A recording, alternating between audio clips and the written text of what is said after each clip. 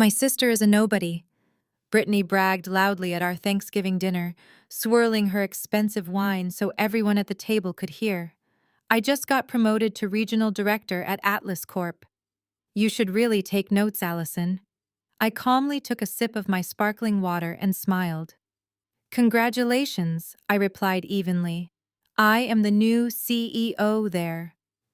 The silence that followed was deafening.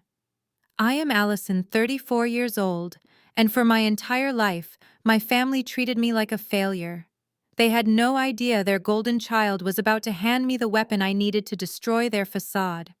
Before I continue this story, let me know where you are watching from in the comments below. Hit like and subscribe if you have ever had to cut off toxic family members to protect your peace. The evening had started exactly as every family gathering did at my parents' upscale suburban home in Connecticut. The sprawling 5-bedroom house with its manicured lawn was a monument to their obsession with status. My mother Diane greeted me at the door with a tight smile and an immediate critique. "You wore that?" she asked, her eyes scanning my charcoal-tailored suit. "It looks so plain. Brittany is wearing a designer gown. You could have at least tried to look successful." I did not bother explaining my suit was custom-tailored and cost more than her dining room set. Explaining things to Diane was always a losing battle. I walked into the formal dining room where the rest of the family was already gathered. My sister Brittany, 31 years old, and the undisputed golden child was holding court at the head of the table. Beside her sat her husband Jamal, a 33-year-old African-American man who loved the sound of his own voice and spending money he did not have. As I took my seat, Jamal dramatically tossed a leather key fob onto the polished mahogany table. The silver crest of a Porsche gleamed under the crystal chandelier. "Just picked it up yesterday," Jamal announced, leaning back with a smug grin. "The dealership practically begged me to take it." When you are the vice president of sales at a company like Atlas Corp, they roll out the red carpet. "And do not forget my promotion," Brittany chimed in, resting her hand on Jamal's arm. "Regional director. We are practically running the company now. Mom and Dad are so proud." "Beyond proud," my father Richard boomed from the other end of the table, raising his glass. "It is wonderful to see our children thriving in the corporate world. Hard work and a proper education always pay off." My father looked directly at me as he delivered that last line. The implication was as subtle as a sledgehammer. 10 years ago, I had dropped out of medical school. I realized I hated medicine and wanted to pursue business and finance. To my parents, my decision was an unforgivable betrayal. They cut me off financially and told their country club friends I was taking time off to find myself. They did not know I had spent the last decade building a ruthless career on Wall Street as a turnaround executive for one of the largest private equity firms in the country. My job was to step into failing companies, restructure them, and make them profitable. I did not talk about my work with my family, because they never bothered to ask. "It is a shame you did not stick with medical school, Allison," Diane sighed, passing a platter of roasted vegetables. "You could have been established by now, instead of whatever it is you do downtown. Are you still working in that cramped little office? I am doing just fine right now." "Mom," I replied, keeping my tone neutral. "Fine is not success," Allison Brittany said, her voice dripping with condescension. "You have to be aggressive. You have to climb the ladder. Jamal and I are buying a new house next month to celebrate our Atlas Corp bonuses. You should see it. It has a pool and a wine cellar." I knew for a fact that Jamal was leasing that Porsche and that their current mortgage was already drowning them. But I simply nodded, slicing into my turkey.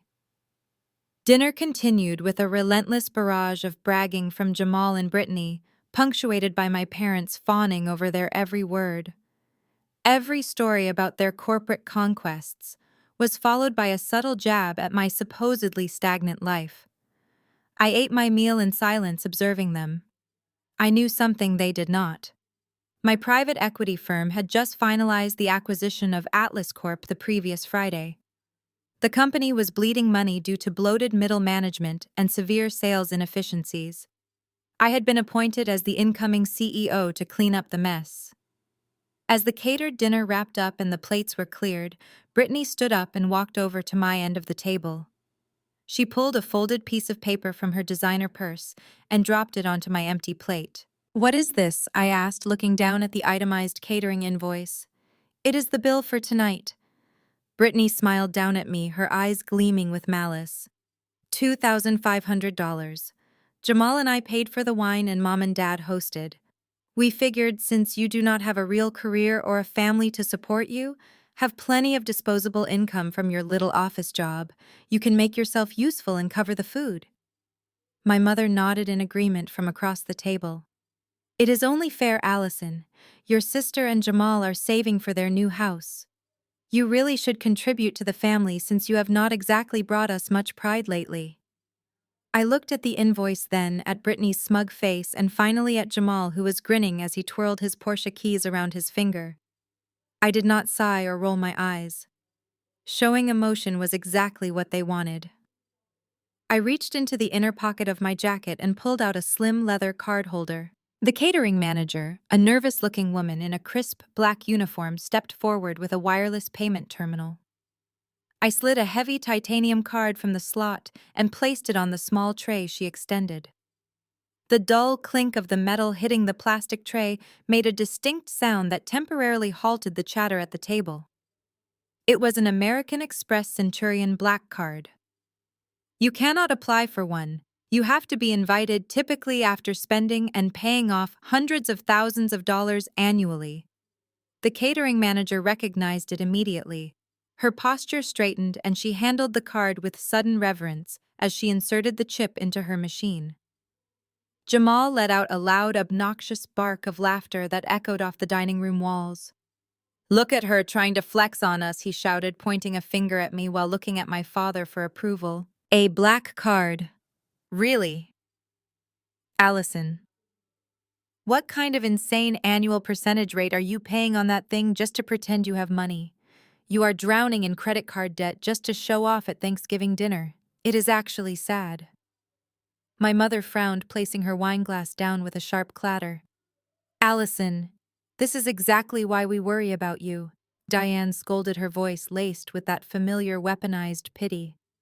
"Financial irresponsibility is not a joke. You cannot just swipe a piece of plastic and pretend you are in the same tax bracket as your sister and Jamal. They earned their wealth through corporate success. You are going to ruin your credit score playing these silly games." My father shook his head in disgust. "Let her ruin her life, Diane. If she wants to be buried in debt while working some dead-end job, that is her choice. But do not come crying to us when the bank forecloses on whatever tiny apartment you are renting right now." I watched the catering manager print the receipt. I picked up the sleek black pen she offered, signed my name with fluid strokes, and handed it back. I did not bother explaining that a Centurion card is a charge card, meaning the balance is paid in full every single month. I did not tell them that my personal net worth eclipsed this entire neighborhood combined. I simply let them marinate in their ignorance. The transaction was approved instantly, and the caterer quietly slipped out of the room. Brittany, sensing that the attention had lingered on my financial transaction for a few seconds too long, decided it was time to reclaim the spotlight. She stood up abruptly, grabbing her crystal champagne flute and tapping it with a silver spoon. The ringing sound commanded everyone to look at her. "Listen up, everyone," Brittany announced, her voice pitching up an octave to ensure she sounded important. "As much as we love discussing Allison's questionable financial decisions, tonight is about celebrating real accomplishments. My promotion to regional director at Atlas Corp is a massive milestone. Jamal is crushing it as vice president of sales. We are the future of that company." She turned her gaze directly onto me, a predatory gleam in her eyes. "Stand up," Allison, Brittany demanded. "Stand up and give a toast to my success. You have been sitting there quietly all night. It is time you finally acknowledge who the real winner in this family is. Be a good big sister and congratulate me on my career. Tell everyone how proud you are." The room went completely still. My parents watched me with expectant, challenging glares, waiting for me to submit to my sister's humiliation tactic. Jamal leaned back in his chair, crossing his arms over his chest, a smug expression plastered across his face. I took my time. I picked up my linen napkin, dabbed the corners of my mouth, and placed it neatly beside my plate. Then I slowly stood up from my chair. I picked up my glass of sparkling water, holding it up slightly. "You want a toast to your career at Atlas Corp?" I said, my voice perfectly level, completely devoid of the anger or jealousy they desperately wanted to hear. "I think that is a fantastic idea, Brittany, because your career there is certainly about to become very interesting." I took a slow sip of my water, letting the tension build in the room. "You have been bragging all night about your promotion, about how you and Jamal are running the company. But there is a minor detail: the Human Resources Department has not circulated to the regional teams yet." I set my glass down. Atlas Corp was officially acquired by Vanguard Private Equity last Friday. The previous executive board was dissolved. Brittany scoffed, rolling her eyes. "And what does some Wall Street buyout have to do with us? We are top-tier management. We are untouchable." "You are far from untouchable," I replied, staring directly into her eyes. "Because Vanguard bought the company to gut the incompetent middle management that has been bleeding it dry." I paused, letting my gaze shift to Jamal, whose smug smile was beginning to falter. "And as for my dead-end job downtown, I am the turnaround executive Vanguard appointed to clean up the mess." I leaned forward, placing both hands flat on the mahogany table. "Congratulations on the promotion, Brittany. But I am the new Chief Executive Officer of Atlas Corp." The silence that slammed into the dining room was absolute. It was a thick, suffocating quiet. The color drained from Brittany's face so fast she looked physically ill. Jamal dropped his arms, his mouth opening slightly as his eyes darted to my father, searching for someone to say this was a joke. "See you Monday at 8 sharp. Do not be late." Monday morning arrived with the crisp, unforgiving chill of late November. The Atlas Corp headquarters, a towering structure of glass and steel in the heart of the financial district, buzzed with the nervous energy of an impending corporate shakeup. Rumors of the Vanguard private equity buyout had been circulating through the water cooler networks for weeks, but official details were scarce. At precisely 7:45, Brittany and Jamal strolled through the revolving front doors. They walked with their usual unearned swagger, holding expensive artisanal coffees and acting as though they owned the building. Jamal adjusted his designer tie while Brittany flashed a tight, forced smile at the receptionist. Despite their outward display of supreme confidence, a frantic undercurrent betrayed their anxiety. They immediately headed for the executive lounge on the 12th floor, eager to do damage control before the workday officially began. Several department heads and regional managers were already gathered near the espresso machines, exchanging hushed whispers about the acquisition. Brittany wasted no time steering the narrative. She cornered the director of human resources and the chief financial officer, laughing loudly to draw attention. "You will not believe the bizarre Thanksgiving dinner we had," Brittany announced, her voice echoing off the marble floors. "My estranged sister actually tried to convince the family that she is the new head of this company. She had a total psychological break right at the dining table." Jamal chuckled, shaking his head in feigned pity. "It was genuinely sad to watch. She has been drowning in debt since she dropped out of medical school a decade ago. Now she is having delusions of grandeur, claiming she works for Vanguard. She even swiped some fake black card to pay for dinner just to keep up the charade." The CFO furrowed his brow, looking down at his digital tablet. "Vanguard is notoriously secretive about their restructuring teams," he murmured, "but claiming to be the new chief executive is a rather extreme fabrication." "Exactly," Brittany interjected quickly, waving her manicured hand. "She is incredibly jealous of my recent promotion to regional director. My sister has always been a bitter underachiever. If she somehow manages to get past security today and show up here, just call building management to have her escorted out. She is harmless, but completely unstable." Jamal nodded vigorously, resting his arm around the shoulder of Brittany. "We just wanted to give you all a heads up, in case she tries to cause a scene. We are looking into getting her psychiatric help, but you know how these things go. Family drama is always messy." Before the CFO could respond, every smartphone and digital watch in the executive lounge chimed in unison. A high-priority email banner flashed across their screens. It was a company-wide directive from the outgoing board of directors. All department heads, vice presidents, and regional directors were ordered to report to the main auditorium on the ground floor immediately for an emergency restructuring presentation. Attendance was mandatory. The nervous whispers instantly escalated into a frantic hum of panic. The transition was happening right now. Brittany squared her shoulders, projecting a facade of absolute authority. "Well, this is it," she declared confidently, glancing at Jamal. "Time to meet our new bosses. Do not worry, everyone. Vanguard bought us because of our stellar sales figures. Jamal and I have this region locked down tight. They are going to need our expertise to keep the revenue flowing. We are completely indispensable." Jamal puffed out his chest, projecting total arrogance as he led the way to the elevators. They joined the stream of anxious executives flowing into the cavernous auditorium. The room was designed for major press events, featuring stadium seating and a massive digital presentation screen dominating the front wall. A heavy silence settled over the crowd as people filed into their seats. Brittany and Jamal secured spots in the front row, sitting with perfect posture, ready to impress whoever walked onto that stage. The digital screen illuminated with the Vanguard private equity logo, casting a sharp blue light across the faces of the terrified management team. Two older men in immaculate tailored suits stepped out from behind the heavy velvet curtains and approached the podium. They were introduced as the managing partners of the acquisition division for Vanguard. "Good morning." The lead partner spoke into the microphone, his voice cutting through the silent room. "As you all know, Vanguard officially acquired Atlas Corp last week. We have spent the weekend dissolving the previous executive board. This company has suffered from severe operational bloat, inefficient sales strategies, and a complete lack of accountability in middle management. That ends today. Effective immediately, we are installing a new leadership regime to tear this organization down to the studs and rebuild it into a profitable enterprise. We have brought in our top turnaround specialist to execute this restructuring.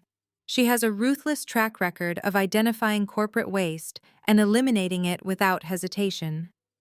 Please welcome the new Chief Executive Officer of Atlas Corp."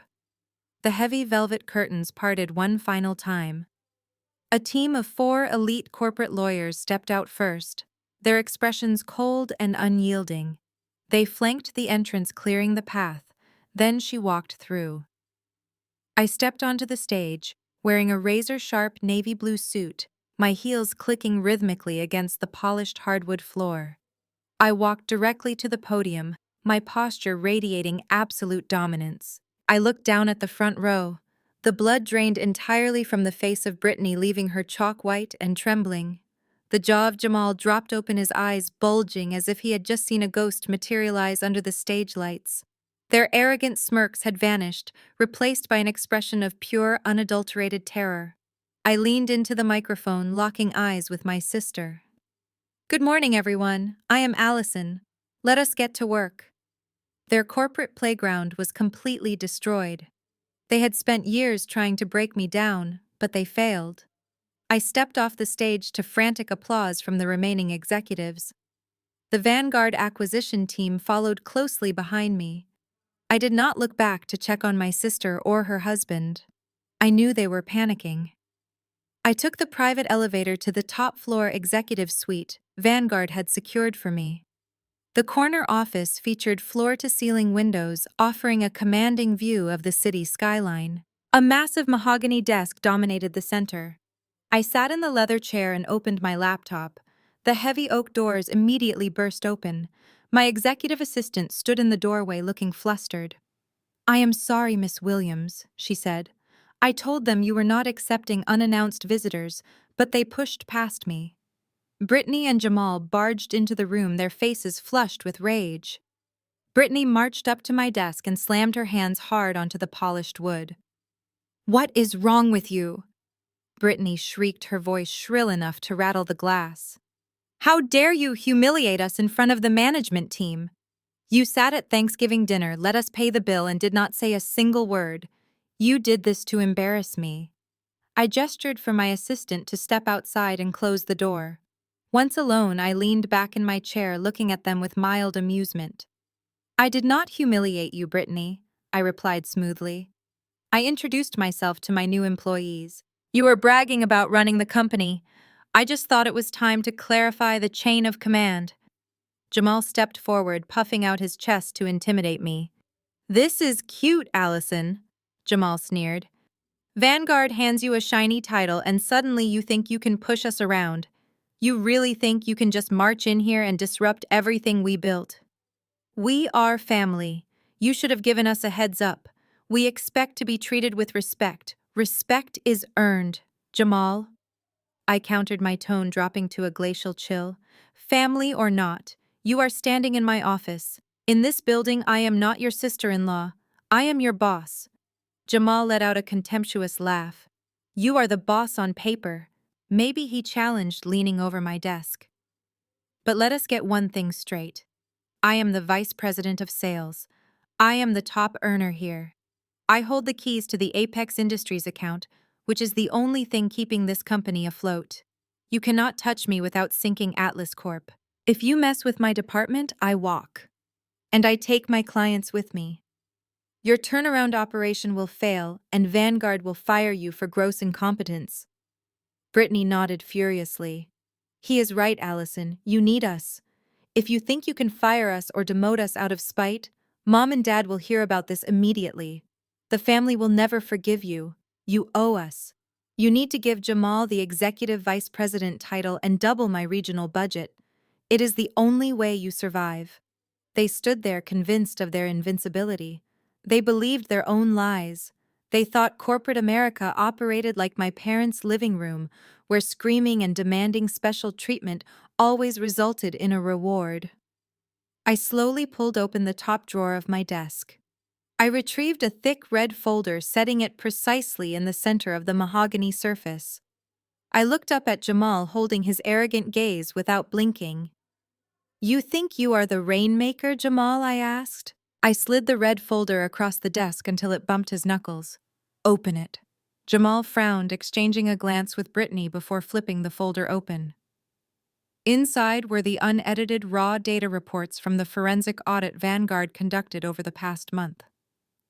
What you are looking at, I explained, my voice echoing sharply in the quiet office, is your actual performance. Your quarter-over-quarter retention rates are abysmal. You acquire clients by promising unsustainable discounts, and then you bleed them dry. Your customer churn is up 40% this year alone. You are not generating profit. You are generating massive acquisition costs to mask the fact that your clients leave instantly. The color began to drain from his face as he stared at the highlighted numbers on the spreadsheet. I turned my attention to my sister, who was staring over his shoulder.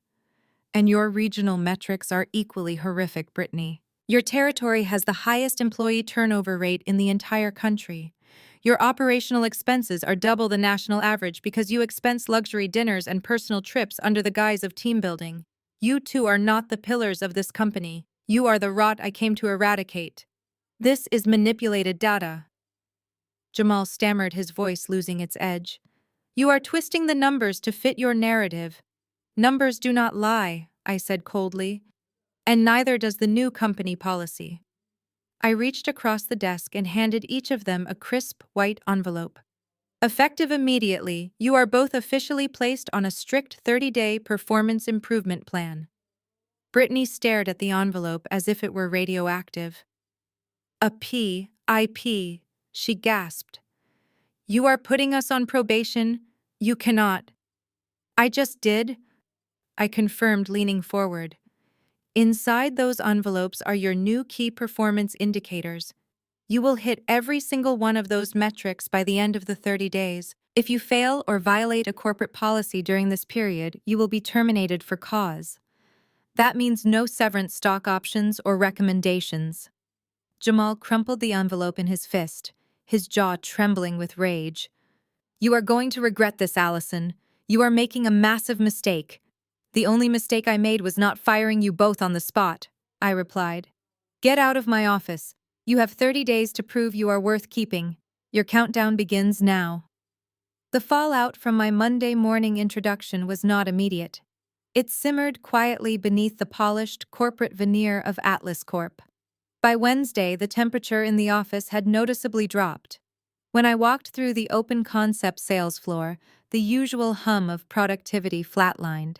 Conversations halted mid-sentence. Employees actively avoided making eye contact with me, suddenly finding their monitors fascinating. I noticed small clusters of junior executives congregating near the break room, whispering furiously, until I approached, at which point they would scatter like roaches under a spotlight. I had executed enough corporate turnarounds to recognize the symptoms of a poisoned well. A smear campaign was actively circulating.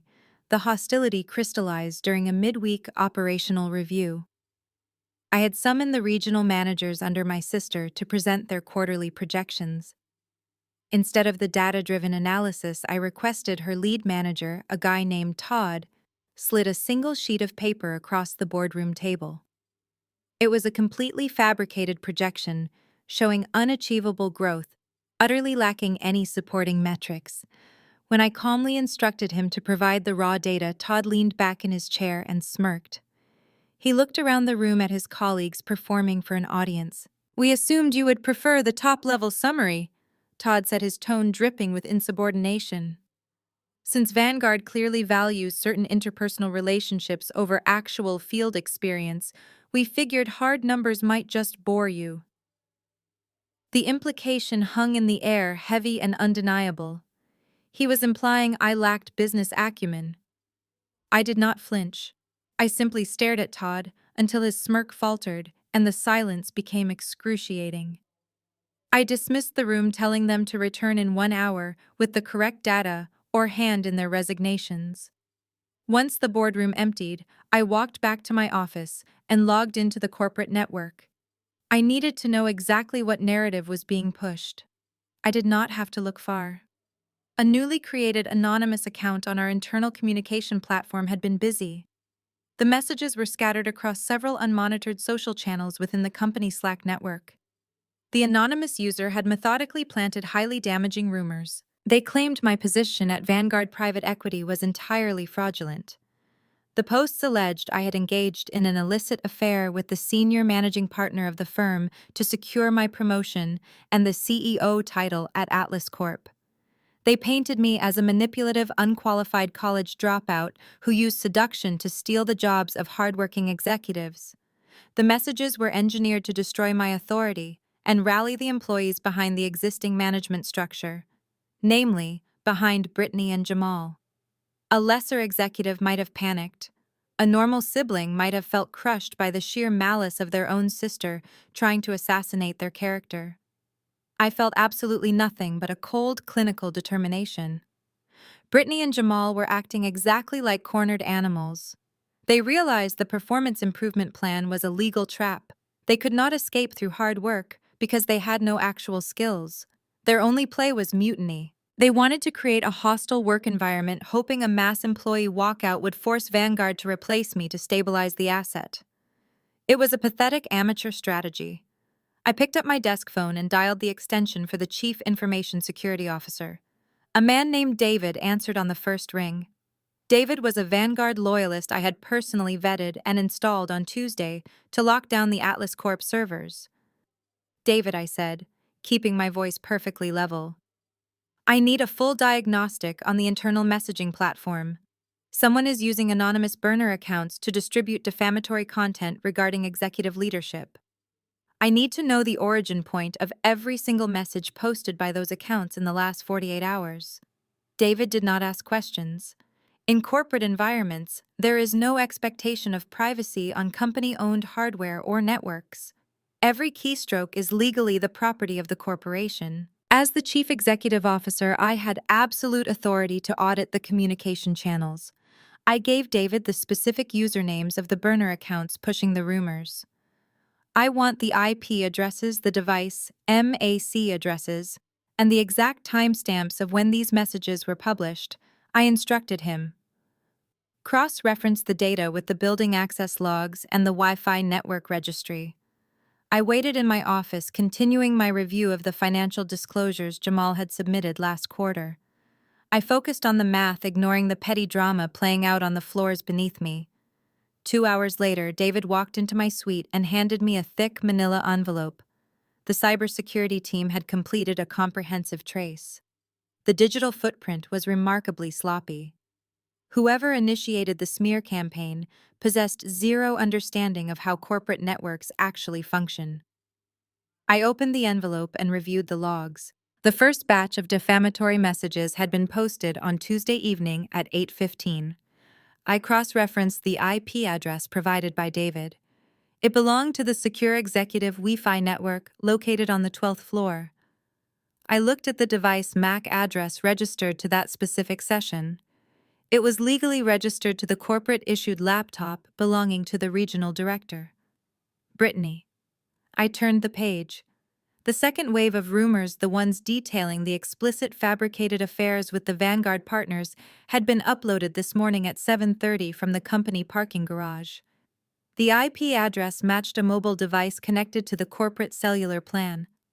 The device was registered to the vice president of sales, Jamal. They had literally used company property to leave an undeniable digital confession. I smiled, sliding the printed logs back into the manila envelope. They thought they were being clever, operating in the shadows to dismantle my authority. Instead, they had just handed me the exact legal ammunition I needed to bury them completely. The corporate guillotine was now officially fully ready. The printed IP logs sat neatly on my desk, a definitive record of their pathetic attempt to destroy my reputation. I was reviewing legal protocols for immediate termination when a sudden commotion echoed through my heavy oak doors. Raised voices filtered down the hallway. I heard my assistant trying to de-escalate a volatile situation. I stood up just as the doors were shoved open with violent force. My parents marched into my office. Richard and Diane looked entirely out of place in the sleek corporate environment. My mother clutched her handbag like a weapon, her face flushed red with indignation. My father trailed behind her, his chest puffed out in a ridiculous display of authority. They had bypassed ground floor security, using the executive access badges Brittany and Jamal still possessed. My assistant hovered anxiously in the doorway, apologizing profusely. I raised my hand, giving her a nod to close the door. I wanted absolute privacy. "What on earth is wrong with you?" Diane shrieked the moment the doors clicked shut. She pointed an accusatory finger directly at my face. "We just got off the phone with your sister. She is in hysterics in the downstairs bathroom.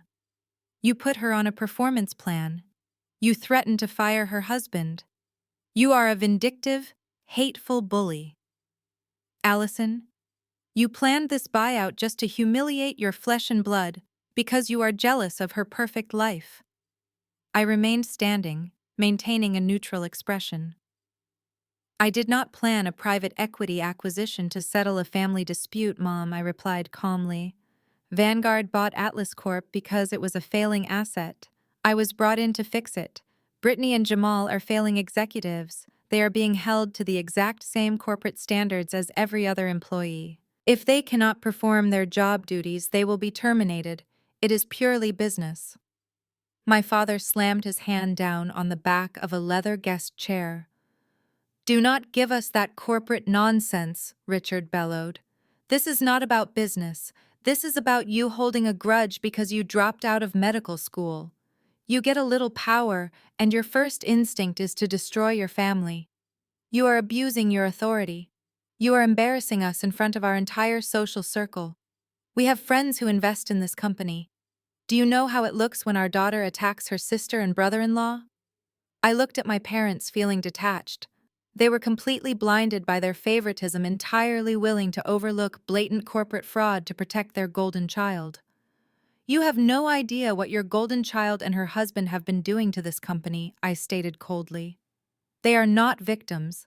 They are liabilities." Richard stepped forward, attempting to use his physical presence to intimidate me, a tactic that had worked when I was younger but was utterly useless now. "I do not care about your metrics or your corporate policies," he demanded, his voice dropping to a harsh, commanding tone. You are going to fix this right now. You are going to tear up those ridiculous performance plans. You are going to apologize to your sister. And you are going to immediately promote Jamal to Executive Vice President of Sales. He is the top earner. He deserves the title, and it will protect the honor of this family. We will not be made a laughingstock because you decided to play dictator. I stared at him, genuinely marveling at the sheer audacity of his demand. You want me to promote a man who is actively running his department into the ground? I asked, my tone dripping with absolute disbelief. You want me to elevate someone who is bleeding client retention and inflating operational expenses? Absolutely not. Jamal is lucky I have not handed him over to the authorities for corporate sabotage. He is staying on his performance plan, and if he fails, he is gone. Diane gasped, clutching her chest, as if I had physically struck her. You cannot do that, she cried, her anger suddenly dissolving into pure, unadulterated panic. You cannot fire him, Allison. You do not understand the situation. We need him to get that promotion. We need him to get that executive bonus structure. If he loses his job, we lose everything. I narrowed my eyes, instantly detecting the shift in her demeanor. The aggressive entitlement had vanished, replaced by genuine, suffocating fear. What do you mean you lose everything? I asked sharply, stepping out from behind my desk. What does his job have to do with your finances? Diane looked frantically at Richard, realizing too late that she had spoken out of turn. Richard glared at her silently, ordering her to shut her mouth, but the panic had already taken over her rational thought process. We had to help them. Diane babbled the words, tumbling out in a desperate rush. Jamal had a temporary business debt. It was a cash flow issue from investments he made to support his sales territory. We took out a second mortgage on the house to help him pay it off. He promised us he would pay us back as soon as he got his executive promotion and the equity payout. If you fire him, we will default on the loan. We will lose the house, Allison. The air in my office seemed to freeze. I stopped moving. My analytical mind recognized the magnitude of what she had just revealed. A temporary business debt, a second mortgage, a desperate need for an executive equity payout to cover tracks. Executives like Jamal did not take out personal loans from their in-laws to fund legitimate corporate sales territories. They did that when they were covering up massive illicit financial liabilities. My parents were completely oblivious to the legal disaster they had just anchored themselves to. But my corporate radar was screaming. Jamal was hiding a massive financial hole. He was actively covering a crime. I stared at my parents as the reality of their foolishness hung in the air. You took out a second mortgage to cover a temporary business debt for a corporate executive. I repeated, my voice devoid of any sympathy. Do you have any idea how absurd that sounds?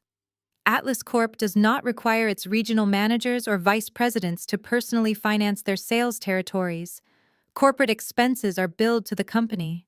If Jamal needed cash immediately, he was not paying for client dinners or marketing materials. He was paying off something he desperately needed to hide. Richard bristled, his face turning a deeper shade of crimson. You are twisting this, Allison. Jamal is a brilliant salesman. He had an opportunity to secure a massive vendor contract and needed liquid capital to expedite the deal before the quarter ended. He showed us the projections. The return on investment is guaranteed. We are going to double our money when his executive bonus clears. You just refuse to see his genius because you are bitter. I am not bitter, Dad, I replied, walking over to my office door and opening it wide. I am financially literate. You and Mom have just bankrolled a massive liability. I suggest you call a good bankruptcy attorney. Now get out of my office before I have security escort you out of the building. Diane burst into fresh tears, reaching out to grab my arm, but I stepped back smoothly, refusing the contact. You cannot do this, she sobbed. We are your family. You lost the right to use that word a long time ago, I stated coldly.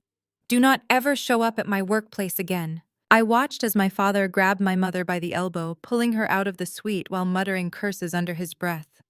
The heavy oak doors clicked shut behind them, sealing the room in absolute silence. I walked straight back to my desk and picked up the phone. The personal drama was over. The corporate execution was about to begin. I dialed the direct line for the lead forensic accountant at Vanguard, a ruthless numbers guy named Colin, who had helped me gut 3 failing companies in the past 2 years. Colin, I said the moment he answered. I need a stealth forensic audit initiated on the Atlas Corp sales division immediately. Focus entirely on the vice president of sales. I want a complete microscopic review of his client billing history, his vendor contracts, and every single expense report he has filed over the last 36 months. Do not alert the internal finance team. Keep it completely off the books. Colin did not ask for an explanation. Give me 4 hours, he replied flatly, and the line went dead. I spent the rest of the morning reviewing the standard operational budgets, projecting a calm exterior, while my mind raced through the possibilities. Executives who lease luxury cars they cannot afford and beg their in-laws for cash injections are usually funding an addiction or paying off extortion. But Jamal was too arrogant for extortion and too superficial for a hidden addiction.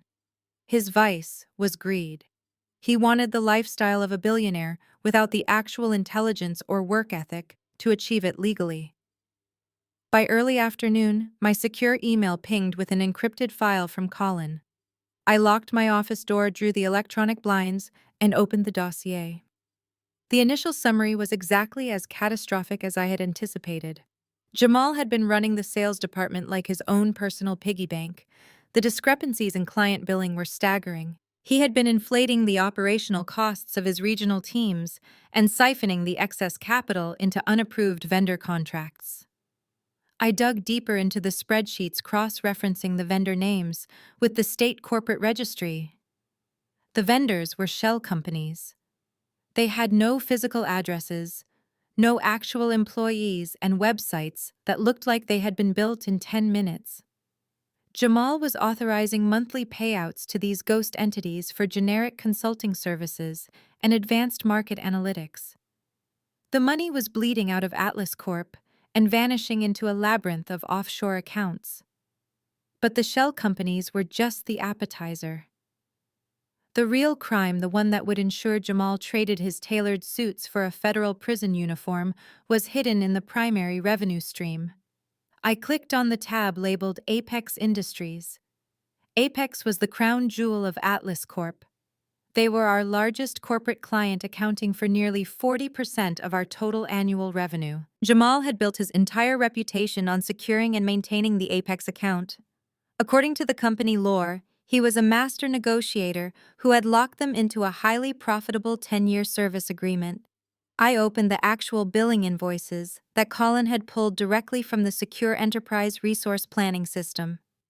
The numbers did not match the official quarterly reports Jamal had presented to the previous board. I stared at the screen, my eyes tracing the columns of data. Jamal had been offering an unauthorized 40% discount on all premium services to Apex Industries. He had buried the massive revenue loss by falsifying the overall sales volume, making it look like his department was generating record-breaking numbers when they were actually operating at a devastating deficit. But a corporate executive does not give away 40% of the company profits out of the kindness of his heart. I checked the routing numbers on the shell companies. The unauthorized discount was a bribe. Jamal was slashing their corporate invoices, and in exchange the procurement director at Apex Industries was funneling massive under-the-table kickbacks directly into the ghost accounts Jamal controlled. The pieces of the puzzle locked together perfectly. The leased sports cars, the designer clothes, and the sudden desperate need for cash from his in-laws all made complete sense now. He was literally running a sophisticated racket right under the nose of everyone. The digital paper trail was damning, but corporate fraud cases required more than just spreadsheets to secure a federal indictment. I needed irrefutable physical proof that Jamal was actively colluding with our biggest client. I locked my computer terminal and pulled out my personal cell phone. I bypassed the standard corporate security channels and dialed a number I kept specifically for hostile acquisitions. A man named Donovan answered on the second ring. Donovan was a former intelligence operative who now specialized in corporate espionage and high-stakes private investigation for Wall Street elites. He did not ask questions about morality or family ties. He only asked for the target profile and the objective. I need round-the-clock physical surveillance on my vice president of sales. I instructed him quietly, staring out the floor-to-ceiling windows of my executive suite. His name is Jamal. I am sending you his corporate headshot, his home address, and the license plate number of his leased sports car. Track his every movement outside this building. I specifically need to know who he meets with from Apex Industries. Do not let him spot you. Consider it completely done, Donovan replied. His tone was as cold and efficient as my own. I will have a team on him within the hour. Expect highly detailed and heavily encrypted operational updates delivered securely at the end of each and every day. I hung up the phone and returned to my desk, seamlessly transitioning back into my role as the demanding new chief executive officer. For the next 3 days, I played my part flawlessly. I held operational reviews, restructured the marketing budgets, and ignored the petty insubordination radiating from the regional teams loyal to my sister. Brittany and Jamal walked around the office with an unearned swagger, completely oblivious to the legal snare tightening around their ankles. They mistakenly believed my silence was a sign of weakness. They thought their 30-day performance improvement plan was just a corporate formality they could easily manipulate or outlast. On Thursday afternoon, my encrypted email client chimed with an incoming priority message from Donovan. I closed my office doors, engaged the electronic privacy frosted glass, and opened the file. It contained a comprehensive surveillance dossier, complete with high-resolution photographs and audio transcripts captured via parabolic microphones. I clicked on the first batch of images. The timestamps indicated they were taken yesterday at 2:00 in the afternoon, right in the middle of the standard workday. Jamal was not in the field managing his sales teams. He was standing on the pristine green of the Oakmont Valley Country Club, an exclusive members-only golf course located 20 miles outside the city limits.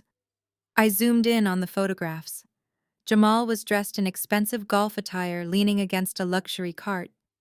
Standing next to him, holding a titanium driver, was a familiar face. It was Harrison, the executive vice president of procurement for Apex Industries. He was the exact corporate officer responsible for authorizing the massive, heavily discounted vendor contracts with Atlas Corp. The same executive receiving the offshore kickbacks. I scrolled down to the audio transcripts Donovan had managed to intercept from the clubhouse patio after their game. The text on the screen laid out a conspiracy that went far beyond simple embezzlement. Jamal was not just stealing from the company. He was actively orchestrating a full-scale corporate mutiny. I cannot stay at Atlas Corp with this new management regime, Jamal complained in the transcript, the panic evident even in text. Vanguard brought in my sister-in-law to gut the place. She put me on a 30-day probation. I need to move up the timeline. We launch the new firm next week, Harrison replied with cautious hesitation. Launching a rival firm requires capital, Jamal. We have been skimming the vendor contracts, but setting up a legitimate enterprise to absorb the Apex account is going to take heavy financial backing. Are you sure you have the infrastructure ready? I have the backing, Jamal promised desperately. I secured a massive cash injection from my in-laws. They took out a second mortgage to fund the startup costs. We take the Apex contract, terminate our relationship with Atlas Corp, and roll the entire revenue stream into the new LLC. Vanguard will fire Allison for losing their biggest client, and we walk away with the entire market share. I sat back in my heavy leather executive chair, letting the absolute sheer magnitude of his unbelievable and reckless stupidity completely wash over me as I read the transcripts again. He had manipulated Richard and Diane into bankrolling a fraudulent rival company. My parents had risked their home and their entire financial future to fund a criminal enterprise designed specifically to destroy my career. They were not just foolish enablers. They were active, albeit ignorant, participants in corporate sabotage. Jamal thought he was a mastermind. He believed he could just steal the most lucrative contract in our portfolio, start his own agency, and leave me holding the bag for the revenue collapse. He assumed he could execute this blatant breach of his non-compete and non-disclosure agreements before his 30-day performance evaluation expired. Suddenly, my personal cell phone vibrated on the polished mahogany desk. The screen lit up with an incoming text message from Brittany. I picked up the device and read the notification. Her message was dripping with venom and arrogant delusion. "You really thought you could come in here and boss us around just because you got a fancy title? You should start packing your office right now, Allison. You are about to lose the biggest account this company has ever seen. The board of directors is going to fire you for gross incompetence by the end of the week. Have fun explaining to Vanguard how you destroyed their shiny new toy. You will always be a failure." I smiled quietly. The trap was finally set. I placed my phone face down on the polished mahogany desk and turned my attention back to the monitor. Brittany and Jamal were playing checkers while I was orchestrating a multi-million-dollar chess match. Vanguard Private Equity did not just acquire Atlas Corp to trim the fat and fire redundant middle management. They expected immediate revenue generation. To satisfy the board, I had spent the last 2 weeks spearheading a massive digital marketing rollout. It was a comprehensive rebranding campaign designed to stabilize our secondary markets and signal to Wall Street that Atlas Corp was officially under new ruthless leadership. The campaign materials included high-resolution video assets, interactive client portals, and a completely overhauled digital infrastructure. The launch was scheduled for Friday morning at 9 sharp. Every managing partner at Vanguard would be watching the live metrics. The pressure was immense, but I thrived in high-stakes environments. I knew Brittany was monitoring the internal calendar. She knew how critical this rollout was to my initial performance evaluation. Her text message was not just an empty threat. It was a declaration of war. She truly believed she could derail my momentum by attacking the operational side of the business. On Thursday evening, I left the office at 7, leaving my executive suite locked and secured. I walked to my luxury condo and ordered dinner, maintaining a perfectly normal routine. Meanwhile, back at the Atlas Corp headquarters, my sister was executing what she thought was a brilliant tactical strike. According to the building access logs and the network monitoring software I had secretly instructed David to install on her laptop, Brittany logged onto the secure remote portal at exactly 11:45 that night. She used her regional director administrative privileges to bypass the standard departmental firewalls.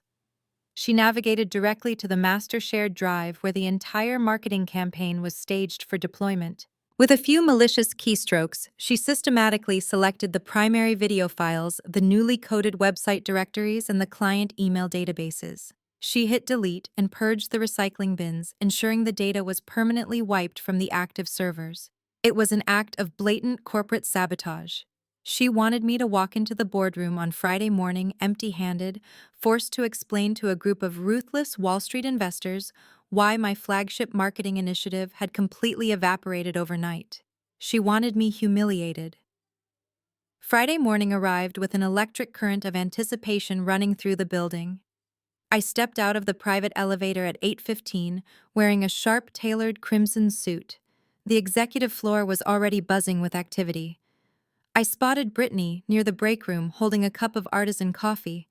She wore an expression of poorly concealed glee. Her eyes darted toward me, anticipating a frantic display of panic. She expected to see me screaming at the information technology department demanding answers about the missing files. She wanted to watch my professional demise unfold in real time. I simply offered her a brief, polite nod and walked directly into the main conference room. The large digital displays were already powered on. 6 Vanguard managing partners were dialed in via secure video conference, their faces projected onto the massive screens. They were not men who tolerated excuses. They demanded flawless execution and measurable results. Brittany slipped into the back of the conference room, taking a seat near the heavy oak doors. She crossed her arms, leaning back with a triumphant smirk. She was ready to witness the exact moment my career imploded. I walked up to the podium and connected my secure tablet to the main projection system. Good morning, gentlemen. I began addressing the Vanguard partners on the screens. Today we are launching the new digital marketing architecture for Atlas Corp. This initiative represents a complete operational overhaul designed to capture immediate market share. I pressed the presentation remote.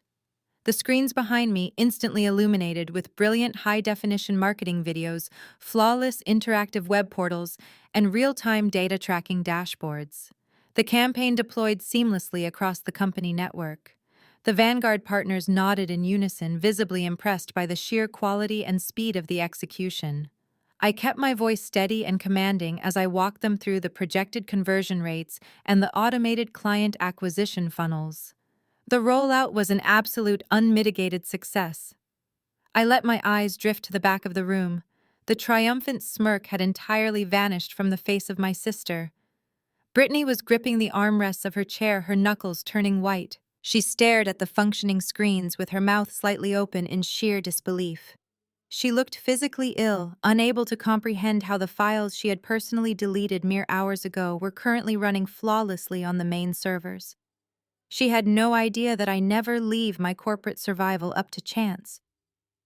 3 days prior, I instructed David to mirror the entire database onto a hidden server invisible to regional directors.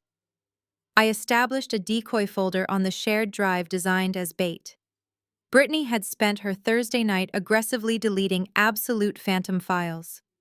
The actual rollout assets were locked behind cryptographic firewalls she could never hope to breach. As the video conference concluded, the Vanguard partners offered their formal congratulations on a stellar performance. I closed my tablet and stepped away from the podium. The room began to empty as executives filed out to return to their desks. Brittany remained frozen in her chair, breathing heavily. I walked deliberately down the center aisle, stopping right beside her. I leaned in slightly, keeping my voice low enough that only she could hear it. Did you really think I would leave multi-million-dollar assets exposed on a shared network drive? I whispered coldly. You are playing amateur games in a professional arena, Brittany. Your deleted files were nothing but ghosts. I turned and walked out of the boardroom, leaving my sister completely baffled, panicked, and realizing she was hopelessly outmatched. The days following the failed sabotage attempt dragged on for my sister and her husband like a corporate death march. The 30-day performance improvement plan I had placed them on was rapidly approaching its deadline. The parameters I had set were mathematically impossible to achieve without actual talent and a grueling work ethic. Brittany and Jamal possessed neither of those qualities. Their sales metrics remained catastrophic. Client retention in their region continued to plummet as Apex Industries and other key accounts grew frustrated with their lack of professionalism. I watched their panic escalate through the daily operational reports my team compiled. They were drowning in their own incompetence, and the corporate clock was ticking down to their absolute termination. I sat at my mahogany desk on a Tuesday afternoon, reviewing the final quarterly projections for Vanguard. The office dynamic had shifted entirely. The employees who had previously cowered under the toxic management style of my sister now walked the floors with renewed energy. They recognized that the era of nepotism and empty bragging was permanently over. Brittany and Jamal were increasingly isolated. They spent hours locked inside their glass offices, frantically making phone calls that yielded zero results. They knew they could not manipulate the raw data I was personally overseeing. They were trapped in a cage of their own making. But desperate people rarely accept defeat gracefully. They usually double down on their own destructive impulses. Since my sister could not generate legitimate revenue to satisfy the conditions of her probation, she decided to manufacture it. At exactly 6:45 that evening, long after the majority of the staff had cleared out for the day, the primary human resources software registered an unscheduled access event. I was in my suite finalizing a legal brief when my secure internal phone line rang. It was Kevin, the director of human resources. He had survived the Vanguard acquisition because his compliance record was flawless. He was a meticulous man who operated strictly by the book. Miss Williams, Kevin said, his voice tight with urgency. I need to come up to your office right now. We have a massive security breach in the performance tracking system. Bring the logs, I replied simply, terminating the call. Less than 2 minutes later, Kevin strode through my heavy oak doors, clutching a thick stack of freshly printed system reports. He bypassed the guest chairs and placed the documents directly in front of me. He looked simultaneously outraged and completely bewildered.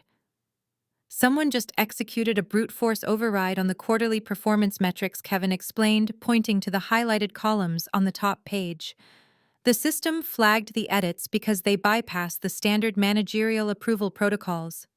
I pulled the user credentials immediately. It was the regional director. Brittany just logged into the Master Human Resources database and manually altered 3 years of performance evaluations, sales figures, and client retention rates for both herself and the vice president of sales.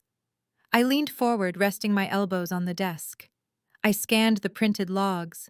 The sheer audacity of the fraud was staggering. Brittany had not just tweaked a few numbers to scrape by the probation requirements. She had completely rewritten their corporate history. She had artificially inflated their regional revenue by millions of dollars. She had erased every single client complaint and replaced them with fabricated glowing testimonials. She had retroactively changed Jamal from a failing executive into a record-breaking sales phenomenon. She used her executive administrative privileges to access the back-end database. Kevin continued, his face flushed with professional outrage. She thought because she altered the front-facing dashboard, the back-end tracking software would not register the historical changes. She is completely ignorant of how enterprise resource planning systems function. Every single keystroke, every deleted metric, and every fabricated number is permanently logged with her specific digital signature. This is not just a policy violation, Miss Williams. This is definitive, undeniable corporate fraud. Falsifying financial performance metrics to secure executive bonuses or avoid termination is a federal crime. I traced my finger over the lines of data, feeling a cold wave of absolute satisfaction wash over me. The final nail in their coffin had just been hammered into place. They had handed me the exact weapon I needed to destroy them permanently. I will call security to have them escorted off the premises immediately, Kevin stated, reaching for his mobile phone. We have all the grounds we need to terminate them for cause tonight. I raised my hand, stopping him before he could dial. No, Kevin, I said, my voice perfectly calm. We are not calling security tonight. We are not terminating them right now. Kevin looked at me as if I had suddenly lost my mind. Miss Williams, they are actively committing severe financial fraud on our servers. We cannot allow them to remain in this building. The liability is astronomical. They cannot touch the actual capital, I reminded him.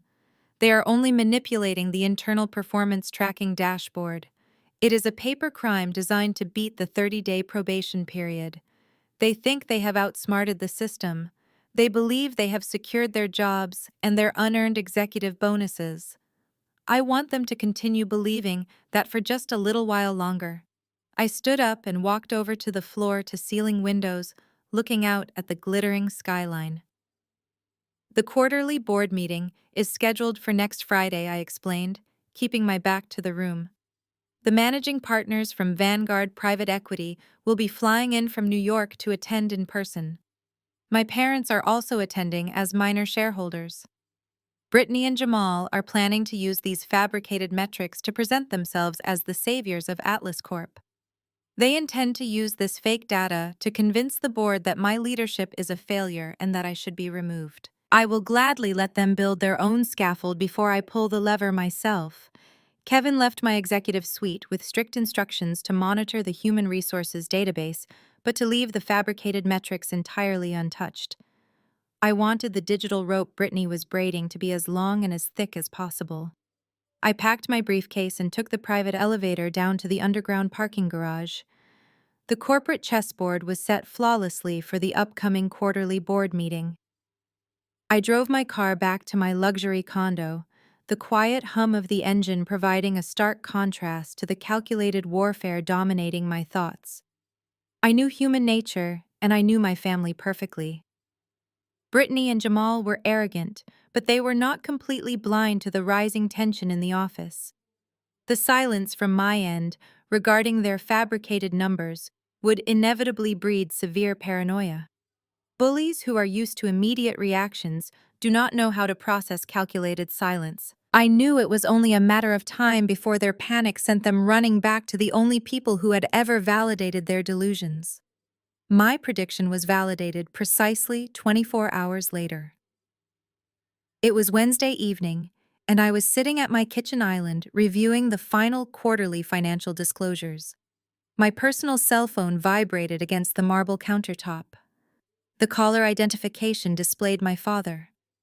Richard and Diane had not attempted to contact me since I threw them out of my office. They had slinked back to their heavily mortgaged suburban home to lick their wounds. A call from them now meant they were executing a coordinated offensive. I picked up the device, tapped the screen, and placed it on speakerphone, resting it next to my financial documents. I did not offer a greeting. I simply waited. Allison, my father, barked immediately. His voice was projected through a speakerphone on his end, the audio slightly tinny but dripping with aggressive entitlement. We are giving you one final opportunity to fix the absolute disaster you have created. You will lift the performance improvement plans for your sister and her husband by 9 o'clock tomorrow morning. You will formally approve their quarterly metrics, and you will secure the executive bonus for the sales division. I leaned back in my chair, swirling a glass of sparkling water. And why exactly would I authorize a massive financial payout to a pair of failing executives who are actively drowning my company in corporate liabilities? I asked, my tone utterly conversational, as if we were discussing the weather. Because if you do not, your career on Wall Street is going to be completely destroyed by the end of the week, my mother interrupted. Her voice was shrill, vibrating with a toxic mixture of desperation and vindictive glee. We have drawn the line, Allison. We will not allow you to abuse your sister out of petty jealousy. We have already drafted a comprehensive statement, and we have secured a contact at a major financial news publication. My analytical mind cataloged the threat instantly. They were resorting to media blackmail. Go on, Mom, I encouraged her coldly. I am fascinated to hear how you plan to destroy a Vanguard executive using a suburban gossip strategy. Do not mock us, Richard snapped loudly. This is not a game. We have a journalist ready to run a front-page expose on the new chief executive officer of Atlas Corp. The article details how you actively abuse your employees, creating a hostile and toxic workplace. It highlights how you immediately initiated a campaign of targeted discrimination against a highly successful African-American executive the moment you took power. We will tell the press that you are unhinged, that you are using a corporate buyout to execute a personal vendetta against your own family because you have always been a bitter, resentful failure. You are always the problem child, Diane chimed in, leaning heavily into her practiced gaslighting routine. You dropped out of medical school because you could not handle the pressure. You disappeared for years because you were ashamed of your pathetic life. Now you get handed a title by some private equity firm, and you think you can just crush the people who actually worked hard to build a beautiful life. The media will eat this up, Allison. They love a story about a corrupt, racist, tyrannical corporate executive who targets her own flesh and blood. Vanguard will be forced to fire you the second the article goes live, just to save their public relations image. I listened to the echo of their threats fade into the quiet atmosphere of my kitchen. They actually believed they possessed the leverage to bend a corporate turnaround specialist to their will. They thought the threat of a bad news cycle would force me to approve fraudulent sales metrics and ignore massive financial embezzlement. They were playing checkers, while I held the launch codes to a nuclear arsenal. Are you finished? I asked calmly, picking up my pen to make a minor notation on the financial disclosure in front of me.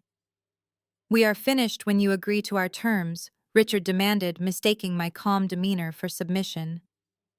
The performance plans disappear tomorrow. Jamal gets his bonus. Or we hit send on the press release. I picked up the phone, taking it off speaker, and held it directly to my ear. Let me educate you on how the real world operates, I stated, my voice dropping to a glacial, razor-sharp whisper. What you just executed on a recorded line is not a negotiation. It is the textbook definition of extortion. Extortion is a severe felony under federal law, carrying a mandatory minimum prison sentence. Furthermore, providing demonstrably false statements to a media outlet to intentionally damage my professional reputation and the financial valuation of a Vanguard-backed asset is corporate defamation. If you hit send on that press release, Vanguard Private Equity will unleash a team of litigators who will seize every single asset you currently own, including that heavily mortgaged suburban house you love so much. Silence radiated from the other end of the line. The blustering arrogance of my father was suddenly suffocated. "You cannot intimidate us with legal threats," Diane stammered, her voice shaking with sudden, undeniable panic. "We are telling the truth about how you treat your sister." "You have no idea what the truth is, Mom," I replied ruthlessly. "But you are going to find out very soon. Go ahead. Call your journalist.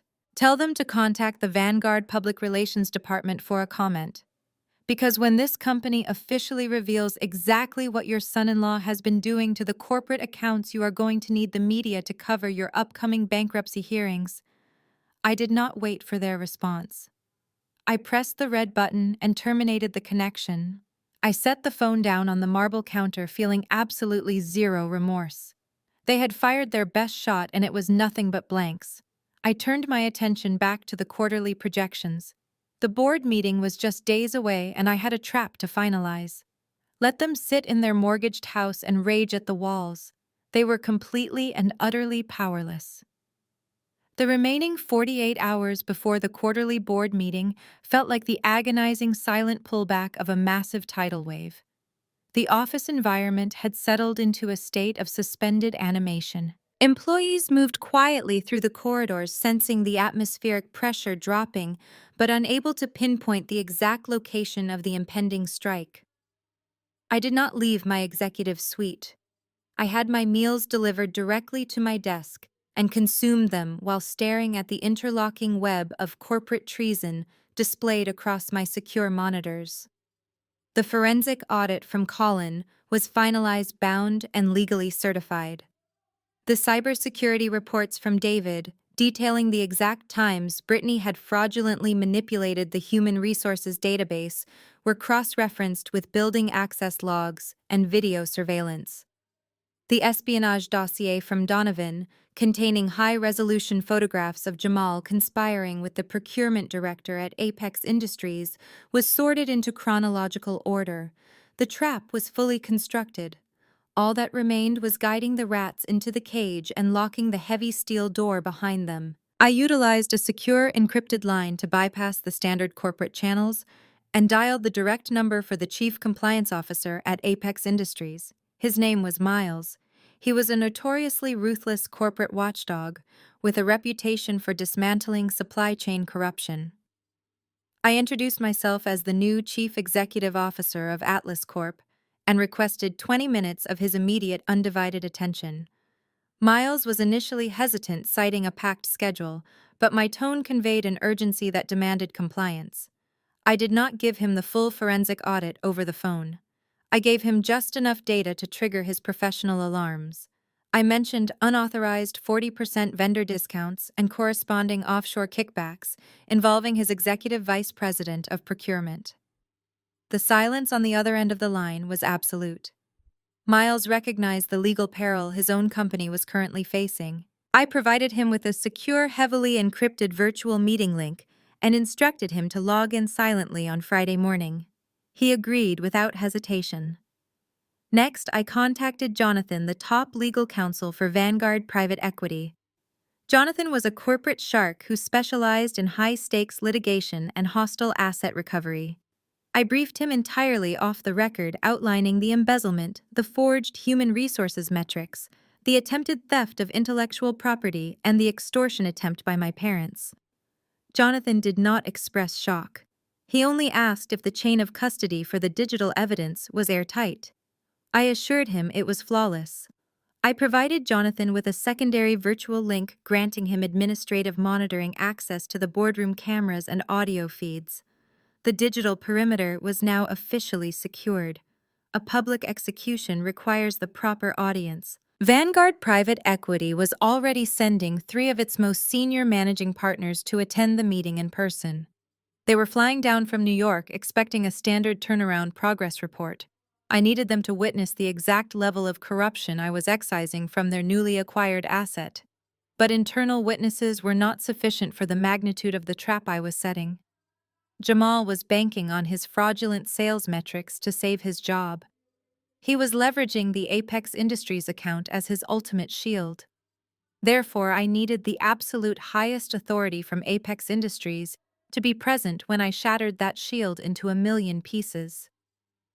Friday morning dawned with a pale, overcast sky that perfectly matched the cold, clinical reality of the day.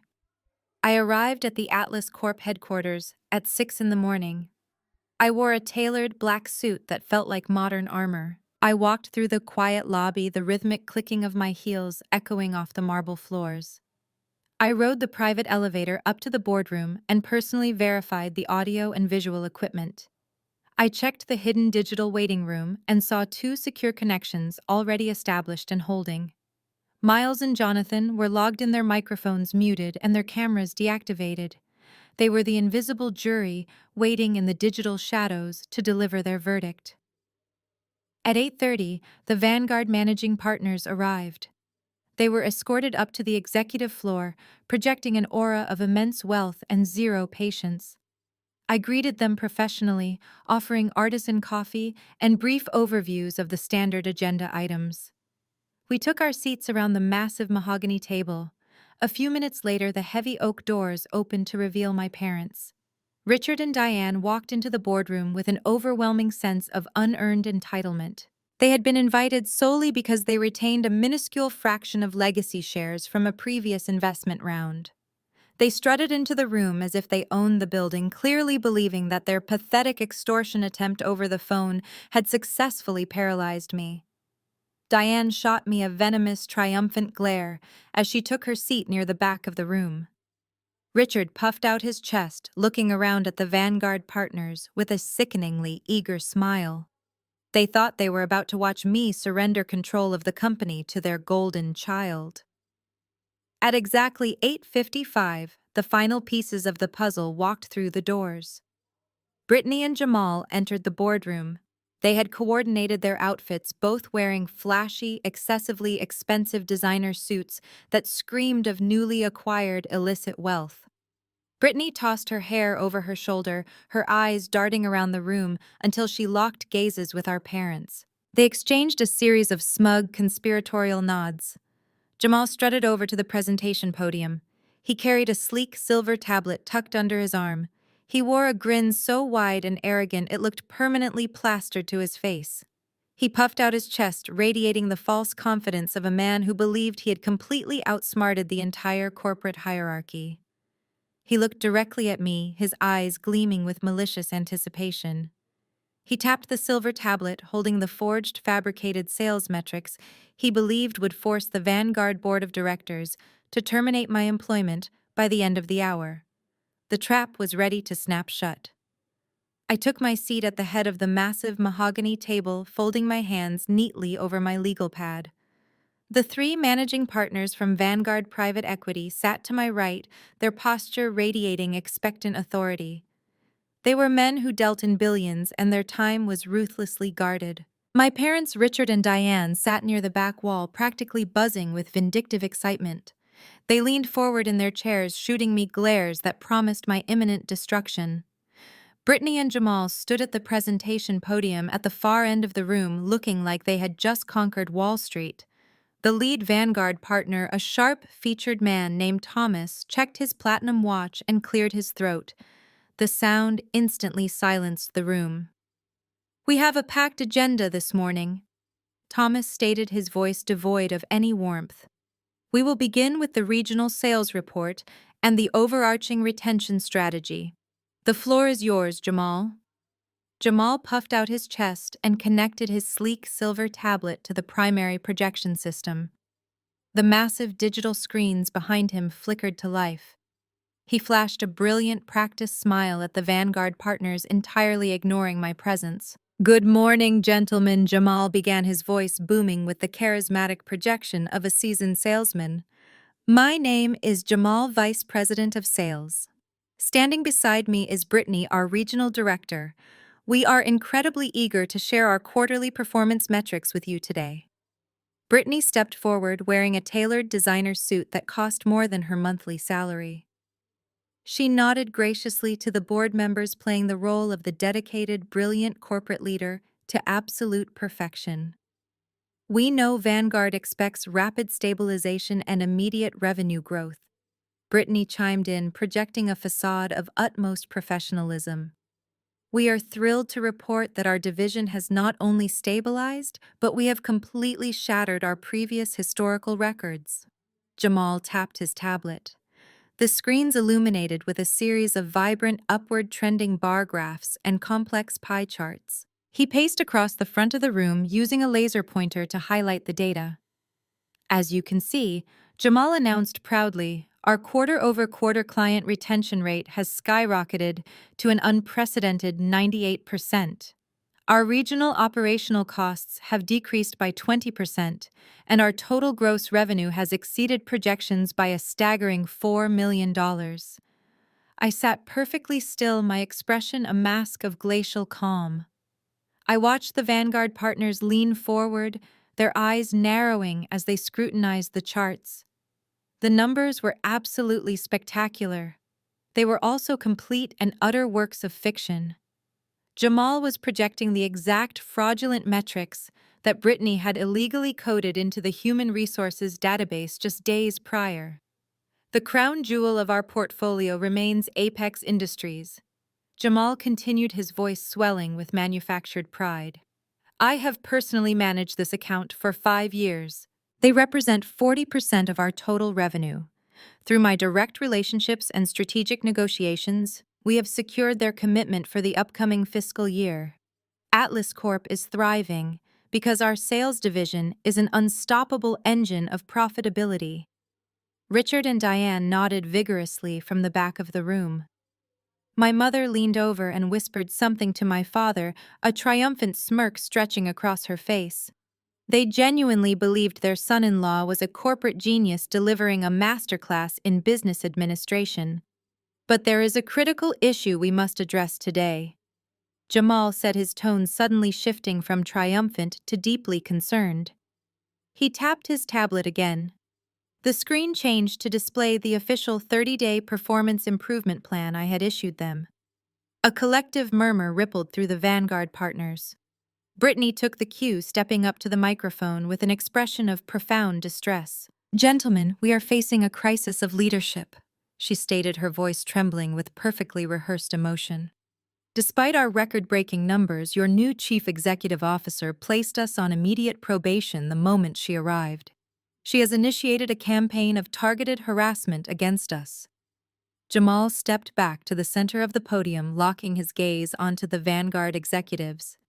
"Allison is creating a highly toxic and volatile work environment," he accused, boldly pointing a finger in my direction. "She is using her newly acquired authority to execute a personal vendetta against her own family members. She is aggressively attempting to terminate the top earners in this company out of sheer petty jealousy. Her erratic behavior is actively destabilizing the regional teams and destroying company morale." The sheer audacity of their performance was almost impressive. They were standing in front of ruthless Wall Street investors using fabricated data to stage a corporate coup. "But the most severe threat is to our client relationships," Brittany added, her voice rising in feigned panic. "Apex Industries is deeply disturbed by the sudden hostility in our leadership structure. They value stability. Allison is a reckless, unqualified executive who is alienating our most vital partners. If she remains in power, Apex will terminate their contracts. We will lose our biggest client." Jamal planted his hands firmly on the podium, delivering his final ultimatum. "We are formally requesting that the board of directors remove Allison from the position of chief executive officer immediately. To save the Apex Industries account and preserve the profitability of this company, you must terminate her employment today. We are fully prepared to step up and lead the transition to protect your investment." The room plunged into an absolute suffocating silence. Richard and Diane stared at me with undisguised venom, waiting for my inevitable breakdown. Brittany and Jamal stood tall at the podium, their chests puffed out, radiating the supreme arrogance of victors who believed they had just delivered a fatal, unavoidable checkmate. The Vanguard partners turned to look directly at me. I did not panic or offer any desperate defense. I simply smiled and clicked a button on my remote, changing the presentation slides. The vibrant graphs vanished. In their place, a stark spreadsheet dominated the massive screens. The header read, "Independent Forensic Audit Sales Division," stamped with the seal of Vanguard Private Equity. The Vanguard managing partners sat up straight, their relaxed posture vanishing as they leaned in to read the fine print. "That is a lovely fairy tale, Jamal," I said, my voice echoing coldly through the silent boardroom. "Vanguard Private Equity does not invest billions based on fairy tales. We invest based on verifiable mathematics. The mathematics of your department tell a remarkably different story." I pressed the remote. The screen zoomed in on billing invoices for Apex Industries. "You claimed our gross revenue exceeded projections by $4 million. The reality is your division is operating at a catastrophic deficit. For the past 36 months, you have actively slashed invoices for Apex Industries, applying an unauthorized 40% discount to every premium service contract." Jamal gripped the podium, his knuckles turning white. Those discounts were necessary to retain the account. He stammered his confident boom, replaced by a squeak. "It is a standard volume pricing strategy." "It is not a pricing strategy," I corrected him sharply. "It is a corporate racket." I clicked the remote. The screen displayed a complex web of financial transactions. "A 40% discount on our largest account equates to millions in lost revenue. You did not just give that money away, Jamal. You orchestrated a kickback scheme. In exchange for discounts, you authorized the procurement director at Apex Industries, funneled 20% of that saved capital back to you." My parents stared at the screens. They lacked the financial literacy to understand spreadsheets, but they recognized the tone of my voice. They knew I was executing a methodical takedown. Brittany looked frantically between the screen and her husband, her flawless facade beginning to crack. I traced the money. I continued pacing slowly across the boardroom. The kickbacks were routed through ghost vendors. These shell companies have no physical addresses, no employees, and no legitimate business operations. They exist solely to generate fake invoices for consulting services never rendered. Atlas Corp paid those invoices, and the capital was transferred directly into 3 offshore accounts registered in the Cayman Islands. I pressed the remote. The screen displayed banking details of the offshore accounts, complete with authorized signatories. The name Jamal was printed clearly next to the routing numbers. A collective gasp rippled through the room. The Vanguard partners were staring at Jamal with absolute predatory menace. "This is a lie!" Jamal shouted, his voice cracking with desperation. He pointed a trembling finger at me. "She fabricated these documents. She is trying to frame me." "I did not fabricate your lifestyle, Jamal," I replied ruthlessly. I clicked the remote again. The screen split into dozens of high-resolution photographs. "Let us look at where that stolen corporate capital went." I pointed to a picture of the silver Porsche he bragged about at Thanksgiving. The down payment for this leased vehicle was wired directly from the offshore shell account. "The designer suits you and my sister are wearing, purchased with a corporate card that was subsequently paid off using embezzled vendor funds." I turned my gaze to Brittany, who was now hyperventilating, clutching her designer handbag against her chest. "That designer bag you are holding right now, Brittany," I stated coldly. "It was bought with money stolen from salaries of employees you fired last year to cut your regional budget. You are not a successful executive. You are a common thief wearing expensive accessories." Diane let out a choked sob from the back of the room. Richard stood up abruptly, his chair scraping loudly against the hardwood floor. "Allison, Stop this right now, my father demanded, his voice shaking with rage and terror. You are making this up. You are destroying your sister over a petty grudge. Sit down, Richard Thomas, the lead Vanguard partner barked without taking his eyes off the screens. The absolute authority in his voice forced my father back into his chair instantly. Jamal was sweating profusely now. The smug arrogance had completely evaporated, replaced by the frantic, trapped energy of a cornered criminal. These spreadsheets prove nothing, Jamal yelled, slamming his hands onto the podium. You hacked into my personal files. You illegally accessed my banking information. You have no actual witnesses to this bribery. It is my word against yours, and I am the one who actually knows the executives at Apex Industries. You are correct about one thing, Jamal, I agreed, a cold smile touching the corners of my mouth. You do know the executives at Apex Industries, but you clearly do not know their chief compliance officer. I walked back to the head of the mahogany table and unmuted the hidden virtual waiting room I had established earlier that morning. I tapped a command on the digital control panel. The massive screens behind the podium shifted. The financial data vanished, replaced by a live video feed. A stern-looking man with silver hair and a dark suit appeared on the primary display. He sat in a heavily secured corporate office. Gentlemen of the board, I announced, projecting my voice across the silent room. Please allow me to introduce Miles, the Chief Compliance Officer for Apex Industries. Jamal stumbled backward, retreating from the podium as if the screen had struck him. He recognized Miles immediately. The blood drained entirely from his face, leaving him looking hollow and terrified. Good morning, Allison. Miles spoke through the boardroom speakers, his voice clipped and highly professional. I have monitored this meeting as requested. I can officially confirm the findings of your forensic audit. Miles looked directly into the camera, his gaze seemingly piercing through the screen to pin Jamal to the floor. Following the evidence Allison provided earlier this week, Apex Industries initiated an immediate internal investigation. We successfully isolated the communications between our procurement director and Jamal. We secured the encrypted emails detailing the kickback percentages and the offshore routing numbers. Brittany let out a loud, piercing wail, covering her face with her hands. Her perfect suburban life was collapsing in real-time broadcast live to a room full of Wall Street billionaires. Our procurement director was terminated at 6 o'clock this morning. Miles continued mercilessly.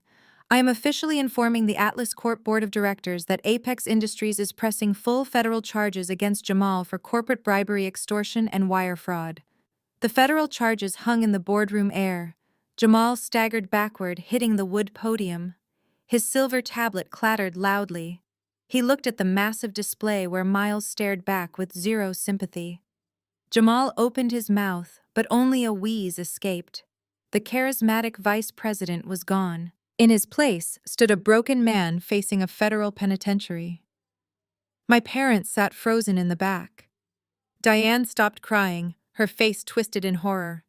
Richard gripped his chair so tightly his knuckles were white. Their social standing was directly tied to the sinking ship at the front. Then the instinct for self-preservation kicked in. It was a trait my family had mastered over decades of avoiding accountability. Brittany abruptly stopped wailing. She wiped her face, calculating her only available exit strategy. She stepped away, creating distance between herself and her husband. She looked at the Vanguard partners, morphing into an innocent victim. Gentlemen, Brittany pleaded, her voice trembling with manufactured sincerity. You have to believe me. I had no idea about any of this. I am just a regional director managing my teams. Jamal handles the top-tier client accounts and vendor contracts. He kept all financial routing separate from my regional budgets. I am innocent. He lied to me. He lied to my parents. He used us to cover his tracks. Jamal snapped his head toward his wife, a look of ultimate betrayal flashing across his features. Brittany, he gasped, reaching a hand out toward her. What are you doing? We did this together. We needed the money for the house. Do not touch me, Brittany shrieked, recoiling as if he were diseased. I would never participate in corporate bribery. I have dedicated my entire career to Atlas Corp. Allison, please. She turned to me, attempting to leverage the familial bond she had weaponized against me. Allison, you know me. We are sisters. You know I am a dedicated employee. Jamal manipulated those numbers without my knowledge. You cannot hold me responsible for the criminal actions of my husband. I am a victim here too. I looked at my sister, feeling a profound sense of disgust. She was willing to throw her husband into a federal prison cell to save her own skin, ignoring the fact that she was wearing thousands of dollars in stolen corporate funds on her back at that very moment. That is a fascinating defense, Brittany. I stated, my voice echoing off the mahogany walls. You are claiming ignorance of the financial fraud. You are positioning yourself as an innocent director who just wanted to meet her performance metrics. Yes. Brittany nodded frantically, tears welling in her eyes. Exactly. I just wanted to meet the metrics. I picked up my presentation remote and clicked the button. The video feed of Miles minimized to the corner and a new document expanded to fill the displays. It was a cybersecurity log stamped with the Atlas Corp Information Technology Department seal. Then you will have to explain this, I said coldly. Because while Jamal was busy running an offshore bribery syndicate, you were executing your own brand of corporate fraud directly on our servers. The Vanguard partners leaned forward, their attention shifting entirely to Brittany. 2 days ago, I continued, my voice sharp and relentless. The primary human resources software registered an unauthorized override on our historical performance metrics. Someone logged into the back-end database and manually altered 3 years of sales figures, client retention rates, and performance evaluations for both the regional director and the vice president of sales. Someone erased dozens of legitimate client complaints and replaced them with fabricated testimonials. Someone artificially inflated your regional revenue by millions of dollars to ensure you beat the 30-day probation period I placed you on. Brittany stopped breathing. Her eyes widened as she stared at the scrolling logs on the massive screens. You thought you were clever, I explained, walking toward her.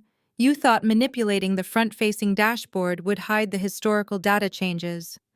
But you lack a fundamental understanding of enterprise architecture. Every single keystroke, every deleted metric, and every fabricated number was permanently logged. I pointed at the highlighted section on the screen. And it was all logged under your specific administrative credentials, Brittany, using the IP address assigned to your exact office desktop. I was just fixing administrative errors, Brittany stammered, stepping backward. The system was glitching. I was updating the files, falsifying financial performance metrics to secure executive bonuses as corporate fraud, I stated, my voice rising in volume. But you did not stop there, did you, Brittany? Because when you realized the probation was an inescapable trap, you resorted to defamation. I clicked the remote one final time. The screens shifted to display the network logs tracking the anonymous burner accounts that had plagued the company communication channels all week. These logs traced the origin point of the anonymous rumors regarding my relationship with the Vanguard partners I announced to the room. The malicious, defamatory claims that I engaged in illicit affairs to secure my position. I tracked the IP addresses and the device MAC signatures. The first wave of defamation was posted using your corporate-issued laptop connected to the executive Wi-Fi network. The second wave was uploaded from the company parking garage using your husband's corporate cell phone. You used company property to launch a coordinated character assassination campaign against your chief executive officer. Brittany clamped her hands over her mouth, a sob escaping her throat. She looked at Richard and Diane, but my parents were paralyzed, unable to process the evidence destroying their child. The Vanguard partners gave me a definitive nod of approval. Brittany, Jamal, I said, staring them down with unwavering authority. You have engaged in financial embezzlement, corporate bribery, data manipulation, and workplace defamation. Effective immediately, you are terminated for cause. Your contracts are voided. You receive 0 severance. Your stock options are nullified. You are leaving this building with absolutely nothing.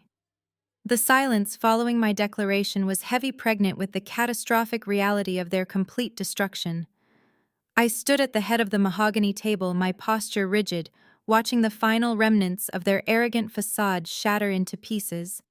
Brittany sank to the floor, her knees giving out beneath her as she clutched the edge of the podium. She was hyperventilating, her designer suit wrinkling as she gasped for air. She looked toward our parents in the back of the room, silently begging them to intervene, to perform their usual routine of rescuing her from the consequences of her actions. Diane was trembling violently, her hands covering her mouth to stifle her sobs, while Richard sat paralyzed, his eyes darting between me and the Vanguard partners. They were entirely powerless, stripped of their suburban entitlement by the sheer magnitude of the federal crimes exposed on the digital screens above us. But Jamal did not collapse. He did not cry or beg for leniency. The shock that had paralyzed him during the presentation of the offshore bank accounts rapidly morphed into a blinding feral rage. He was a man who had built his entire identity on the illusion of superiority, masking his incompetence with leased luxury cars and stolen corporate funds. Now stripped of his title, his wealth and his freedom, his ego violently rejected the reality of his downfall. He glared at me, his chest heaving, his fists clenched so tightly his knuckles resembled polished marble. The realization that a woman he had relentlessly mocked and dismissed had systematically dismantled his entire criminal empire pushed him over the psychological edge. "You think you have won?" Jamal growled, his voice a low, dangerous rumble that echoed menacingly in the quiet boardroom. "You think you can just march in here, wave a few fabricated spreadsheets around, and take everything I built? I am the only reason this company survived the last 5 years. I brought in the revenue. I secured the Apex Industries account. You are nothing but a pathetic dropout playing dress-up in a corporate suit. Vanguard is going to watch this place burn to the ground without me." "You did not build anything, Jamal," I replied, my voice slicing through his delusion with glacial precision. "You acted as a parasite, feeding off the hard work of your regional teams, while actively sabotaging the financial stability of the entire organization. Your legacy at Atlas Corp is nothing but a string of fraudulent invoices and a federal indictment. You are finished." The truth severed the last thread of his restraint. He let out a furious, guttural roar. He shoved the heavy wooden podium aside, sending it crashing to the floor. The loud thud caused Diane to scream, but Jamal did not even glance in her direction. His eyes were locked entirely on me, burning with violent intent. He charged forward, his large frame moving with terrifying speed toward the head of the boardroom table. He lunged across the polished mahogany, his hands reaching out violently to grab me. I did not flinch. I did not take a single step backward. I stood my ground, my eyes locked on his furious face, projecting an aura of absolute, unbreakable authority. The Vanguard managing partners sprang to their feet, shouting in alarm, their chairs scraping loudly against the floorboards. Thomas reached out to intercept him, but he was too far away. Jamal stretched his arms across the wide table, his fingers grazing the fabric of my suit jacket, his face contorted in a mask of pure, unrestrained malice. Before he could secure a grip, the heavy oak doors of the boardroom burst open with a deafening crack. "Atlas Corp security, step away from the executive immediately," a booming voice commanded. Jamal froze, his arms still extended across the mahogany surface. He slowly turned his head toward the entrance. The room instantly filled with a formidable, undeniable presence. 6 individuals strode purposefully into the boardroom. They were not standard building security guards. 4 of them wore dark windbreakers with the bright yellow letters of the Federal Bureau of Investigation emblazoned across the back. The other 2 were local law enforcement officers in full uniform, their hands resting cautiously near their utility belts. They moved with swift, coordinated precision, spreading out to secure the perimeter of the room. The lead federal agent, a tall, imposing woman with a stern expression, walked directly toward the conference table. She bypassed my parents, who were now huddled together in the corner, trembling in absolute terror. She ignored Brittany, who was still weeping on the floor near the overturned podium. The agent stopped mere inches from where Jamal stood, frozen in a stance of thwarted aggression. "Are you Jamal, former vice president of sales for Atlas Corp?" the agent asked, her tone devoid of any emotion, holding a thick stack of official documents in her left hand. Jamal swallowed hard, his face pale. Yes, he managed to whisper, his voice completely devoid of its former arrogance. The agent raised the documents. I am serving a federal arrest warrant issued by the United States District Court. You are being taken into custody on multiple charges of wire fraud, corporate bribery, and extortion. Turn around and place your hands behind your back. Jamal looked frantically around the room, his eyes pleading for salvation. He looked at Brittany, but she averted her gaze, sobbing into her hands. He looked at Richard and Diane, but my parents recoiled. He looked at the Vanguard partners, who simply stared back. Finally, he looked at me. I offered him absolutely nothing but a stoic stare. He slowly turned around, lowering his head in utter defeat. The local officers stepped forward immediately. The sharp metallic click of the handcuffs ratcheting securely around his wrists echoed loudly. They secured his arms and marched him forcefully toward the exit. The boardroom doors remained wide open. Dozens of employees had gathered in the hallway, watching in stunned silence as he exited. The heavy oak doors of the boardroom swung shut, cutting off the murmurs of the stunned employees gathered in the hallway. Jamal was gone, escorted into the back of a federal vehicle, his arrogant reign permanently extinguished. Inside the room, the silence was absolute, broken only by the pathetic, rhythmic sobbing of my sister on the floor. The Vanguard managing partners stood up from the mahogany table. They gathered their briefcases with efficient, practiced movements. Thomas, the lead partner, looked at me and offered a single approving nod. He did not care about the family drama unfolding in the corner. He cared that I had excised a malignant tumor from his newly acquired asset and secured the Apex Industries account. The partners walked out through the private executive exit, leaving me alone with the shattered remnants of my biological family. The moment the partners were gone, the paralysis gripping my parents finally broke. Diane scrambled up from her chair, her designer heels clicking frantically against the hardwood floor. She rushed toward the head of the table, her face a grotesque mask of smeared makeup and sheer, unadulterated panic.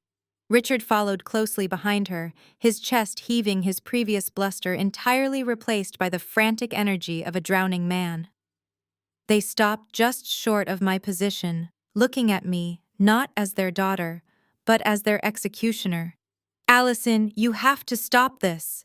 Diane shrieked, her voice cracking as she reached out to grab my arm.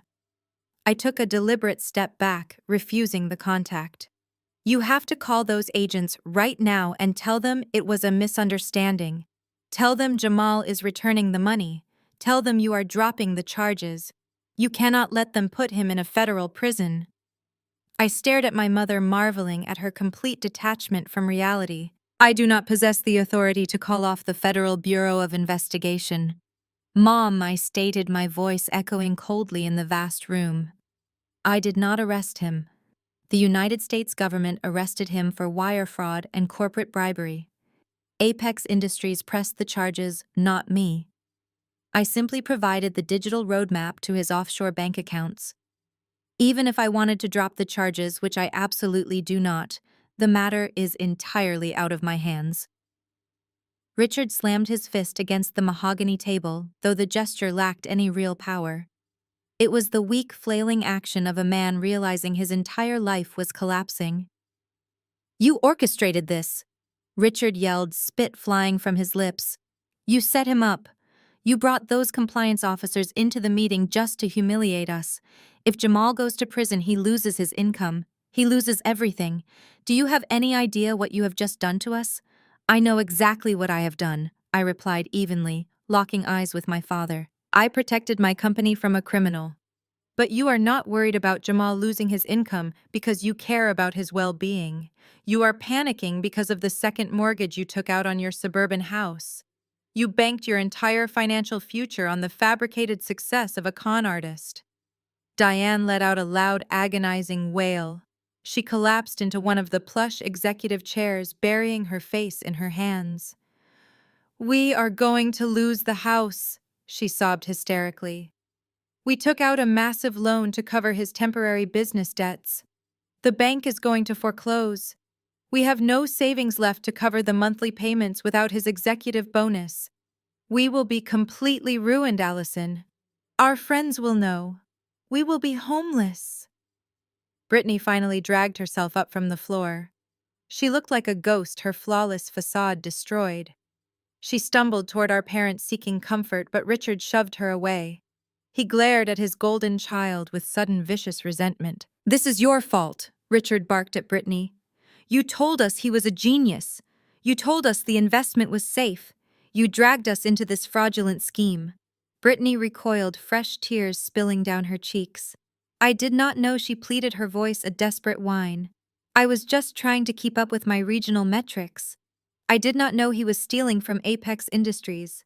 "You both lied," I interjected, cutting off their pathetic infighting. "You fabricated human resources data, and you built a lifestyle on stolen corporate capital. And you," I said, turning my piercing gaze back to my parents, "enabled them every single step of the way. You financed their delusions because you were obsessed with maintaining a wealthy image at the country club." Diane looked up at me, her eyes wide with a sudden, desperate realization. She stood up and clasped her hands together, shifting seamlessly from anger to pathetic begging. "Allison, please," Diane pleaded, her voice dripping with manufactured sweetness. "You are the chief executive officer now. You are making millions of dollars. You can fix this. You can pay off the second mortgage. You can hire a top defense attorney for Jamal. We are your family. You have to save us."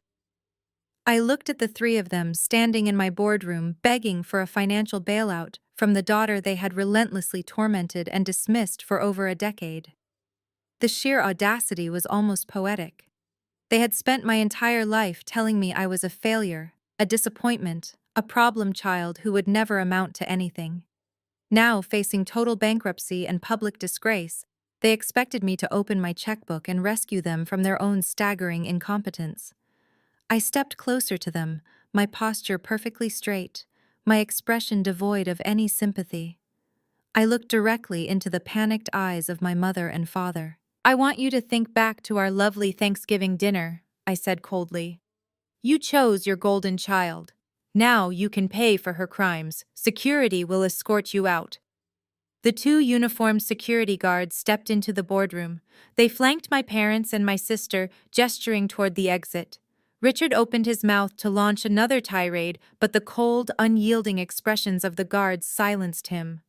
Diane stumbled forward, her heels dragging across the polished wood, leaning heavily on my father for support. Brittany trailed behind them, a hollow shell of the arrogant executive who had marched into this building just hours ago. I watched them walk down the long glass corridor, their figures shrinking, until the elevator doors closed, sealing them out of my professional sanctuary forever. I turned back to my desk, straightened my suit jacket, and sat down. My phone was already buzzing with updates from Vanguard. The transition was complete. Atlas Corp was under my absolute control. The ensuing months delivered a masterclass in natural consequences. The legal aftermath hit Jamal with the force of a freight train. The federal prosecutors did not offer leniency. He was indicted on multiple counts of wire fraud, corporate bribery, and extortion. Because the financial damages to Apex Industries and Atlas Corp were in the millions, the presiding judge set his bail at a staggering figure. The court immediately froze all of his bank accounts, including the offshore shell entities he had believed were untraceable. His leased Porsche was repossessed within a week. The luxury lifestyle he had paraded around at Thanksgiving evaporated overnight, leaving him sitting in a federal holding cell awaiting a trial he had no chance of winning.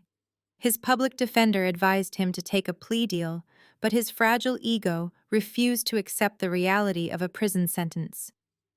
Brittany fared no better in the corporate sector. The termination for cause was a permanent stain on her professional record. The human resources fraud she committed was not just a fireable offense. It was a severe liability that blacklisted her from every legitimate corporate enterprise in the country. She attempted to leverage her previous title to secure interviews at mid-size marketing firms, delusional about the reach of her scandal. Every background check flagged her involvement in the Atlas Corp data manipulation. Headhunters dropped her calls. Recruiters deleted her emails. She went from boasting about being a regional director to being unemployable in any salaried management position.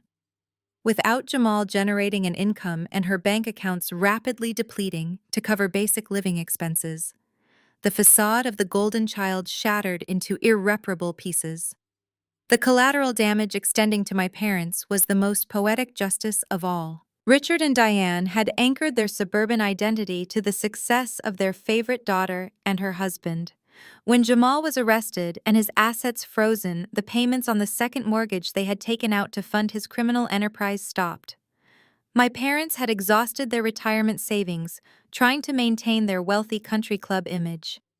They had no financial safety net to absorb a blow of this magnitude. The bank initiated foreclosure proceedings on their home within 90 days. The social fallout was devastating. Their friends distanced themselves, unwilling to associate with a family plastered across local business journals for federal fraud. Richard and Diane were forced to pack their lives into cardboard boxes and vacate the neighborhood they had lorded over for decades. They moved into a cramped, low-rent apartment on the outskirts of the city, their country club memberships revoked, and their social status eradicated. I monitored their spectacular collapse from the quiet peace of my corner office. I did not intervene. I did not gloat. I simply focused on executing the turnaround strategy for Atlas Corp, driving our quarterly profits up by 40%, and securing bonuses for the employees who actually earned them. My life was a symphony of structured, peaceful success. I had relocated to a highly secured luxury penthouse condo in the heart of the financial district, far removed from the suburban toxicity I had escaped. Then, on a cold, rainy Tuesday evening, the intercom system in my penthouse chimed. I was sitting on my velvet sofa reviewing an acquisition proposal with a glass of red wine in my hand. I set the documents down and walked over to the digital security panel mounted on the wall. The camera feed from the ground floor lobby illuminated the screen. Standing outside the heavy glass doors of my building soaked from the freezing rain was Brittany. She wore a cheap, faded raincoat, her hair plastered to her face in wet, messy strands. She looked exhausted, aged, and utterly desperate. She pressed the intercom button again, her hands shaking violently in the cold. "Allison, please," Brittany begged, her voice crackling through the digital speaker, thick with tears and pathetic desperation. "I know you are up there. The concierge said you were home. Please let me up. I need to talk to you right now. It is an absolute emergency." I stared at the screen, my expression completely impassive. I did not press the button to unlock the lobby doors. I simply tapped the microphone icon to open the audio channel. "What do you want, Brittany?" I asked, my voice echoing down to the street level, cold and detached. She looked up at the security camera, tears streaming down her face, mingling with the rain. "It is Jamal," Brittany sobbed, gripping the intercom panel as if it were a lifeline. "The public defender is useless. They are talking about a 20-year sentence in a maximum security federal prison. I found a private defense attorney who says he can negotiate a reduced sentence, but he needs a $200,000 retainer up front. I have nothing left, Allison. Mom and Dad are broke. The bank took everything.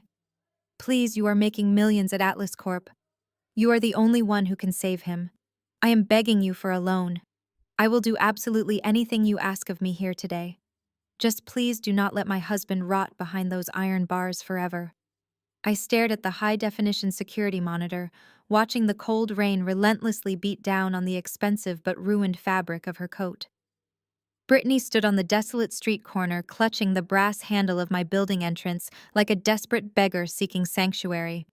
She was shivering violently, her teeth chattering as she stared up at the surveillance lens. The sheer audacity of her request hung heavily in the air between us, transmitted through the digital intercom system. She was asking me for a $200,000 loan to save the very man who had tried to steal my company and destroy my career. She was begging for salvation from the sister she had relentlessly humiliated for a decade. I pressed my finger against the polished metal of the microphone button. My voice projected down to the street level, cutting cleanly through the sound of the freezing rain.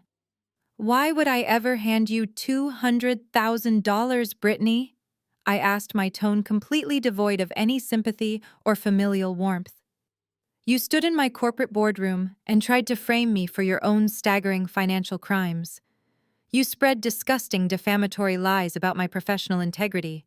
You allowed your husband to embezzle millions from the company I was hired to save. You wanted me fired, publicly disgraced, and utterly ruined. And now you show up at my private residence, dripping wet on my sidewalk, expecting me to write a check to rescue a federal criminal from the consequences of his own staggering arrogance. Allison, please. Brittany sobbed, her voice cracking as she pressed her forehead against the thick, reinforced glass of the lobby door. I was stupid. I was so incredibly stupid and arrogant. I am admitting it right now. I was just following his lead because I wanted the lifestyle so badly. I wanted the designer clothes and the luxury cars. I did not know how to earn it on my own. I have nothing left. My bank accounts are frozen by the federal government. The state revoked my management credentials. Mom and Dad cannot even afford their own rent, let alone a retainer for a high-powered defense attorney. You are the only person in the world who has the capital to stop this nightmare. I am your sister. You have to help me. We share the same blood. I watched her pathetic display of manufactured remorse, feeling an overwhelming sense of clinical detachment. We share genetics, Brittany, I corrected her sharply. We do not share the same blood. Your blood is entirely toxic. It is polluted by decades of unearned entitlement and staggering suburban narcissism. I am not going to finance a defense attorney for a man who actively engaged in corporate bribery. I am not going to enable your delusions for another single second. You came here tonight looking for a bailout, but you are going to leave with a permanent reality check instead. I took a slow, deep breath, preparing to deliver the final crushing blow that had been building inside me since the day I dropped out of medical school. I wanted her to understand exactly why she was currently standing in the freezing rain while I stood inside a multi-million-dollar penthouse. Do you want to know why you are standing out there with absolutely nothing? I asked, my voice echoing relentlessly through the street-level speakers. It is not just because your husband is a corrupt, incompetent thief. It is because our parents completely and utterly destroyed you, Brittany. They ruined your entire life by declaring you the golden child.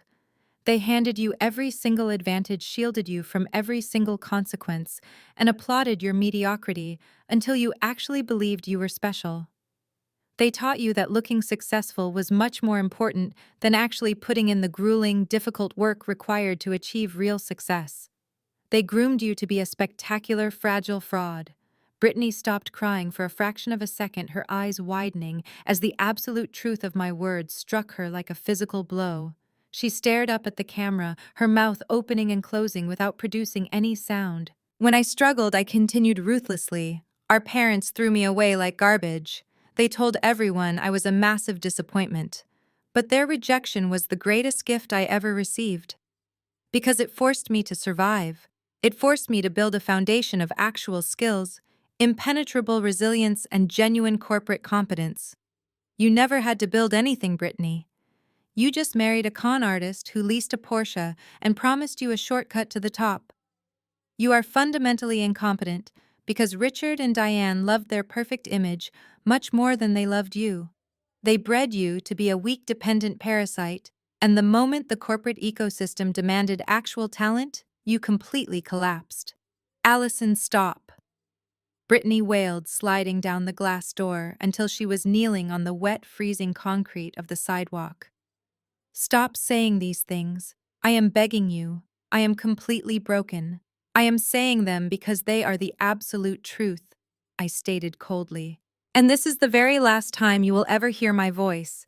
I am officially cutting all ties with you, with Richard, and with Diane. You are completely dead to me. Do not ever come to my home again. Do not ever call my phone. Do not ever attempt to contact my corporate offices. If you step foot on my property or try to approach me in public, I will immediately have you arrested for criminal harassment and trespassing. You made your choices, Brittany. Now you live in the miserable reality you created. Goodbye. I released the intercom button, severing the audio connection to the street below. I reached out and tapped the digital security panel, turning off the external camera feed. The screen faded to a silent, comforting black. I walked slowly away. I walked slowly away from the security panel, leaving the ghost of my past standing in the freezing rain. That night marked the absolute and final conclusion of my relationship with my biological family. I poured myself another glass of wine, sat back down on my velvet sofa, and picked up the acquisition proposal, right where I had left off. I did not lose a single minute of sleep. The following morning, I returned to my executive suite at Atlas Corp and continued executing my vision without the slightest hesitation. 1 full year passed since that rainy night. 365 days of uninterrupted corporate dominance. Under my leadership, the valuation of Atlas Corp had officially quadrupled. We expanded our market share globally, secured a dozen new premium-tier contracts, and completely stabilized the financial infrastructure. Vanguard Private Equity was so overwhelmingly satisfied with my performance that they elevated me to a senior managing partner position within their firm. Was no longer just a turnaround specialist hired to fix a broken asset. I was a recognized titan on Wall Street, commanding unprecedented authority and absolute respect. My professional life was a masterclass in strategic execution, but the universe always has a way of reminding us of the paths we walked away from. It happened on a crisp Tuesday afternoon in late November. Just a few days before the Thanksgiving holiday, I had just finished a highly lucrative lunch meeting with a prospective client in a modest suburb outside the city limits. My private driver was navigating my sleek black company vehicle through a decaying strip mall plaza to bypass a severe traffic jam on the main highway. I was calmly replying to corporate emails on my secure tablet when I happened to glance out the tinted window. My eyes instantly locked onto a small discount grocery store, nestled squarely between a failing laundromat and a rundown pawn shop. Through the large smudged glass storefront, I clearly saw her. It was Brittany. She was wearing a cheap, stiff polyester uniform polo shirt and a faded green canvas apron. She stood behind the cash register, mechanically scanning discounted canned goods for a long line of extremely irritated customers.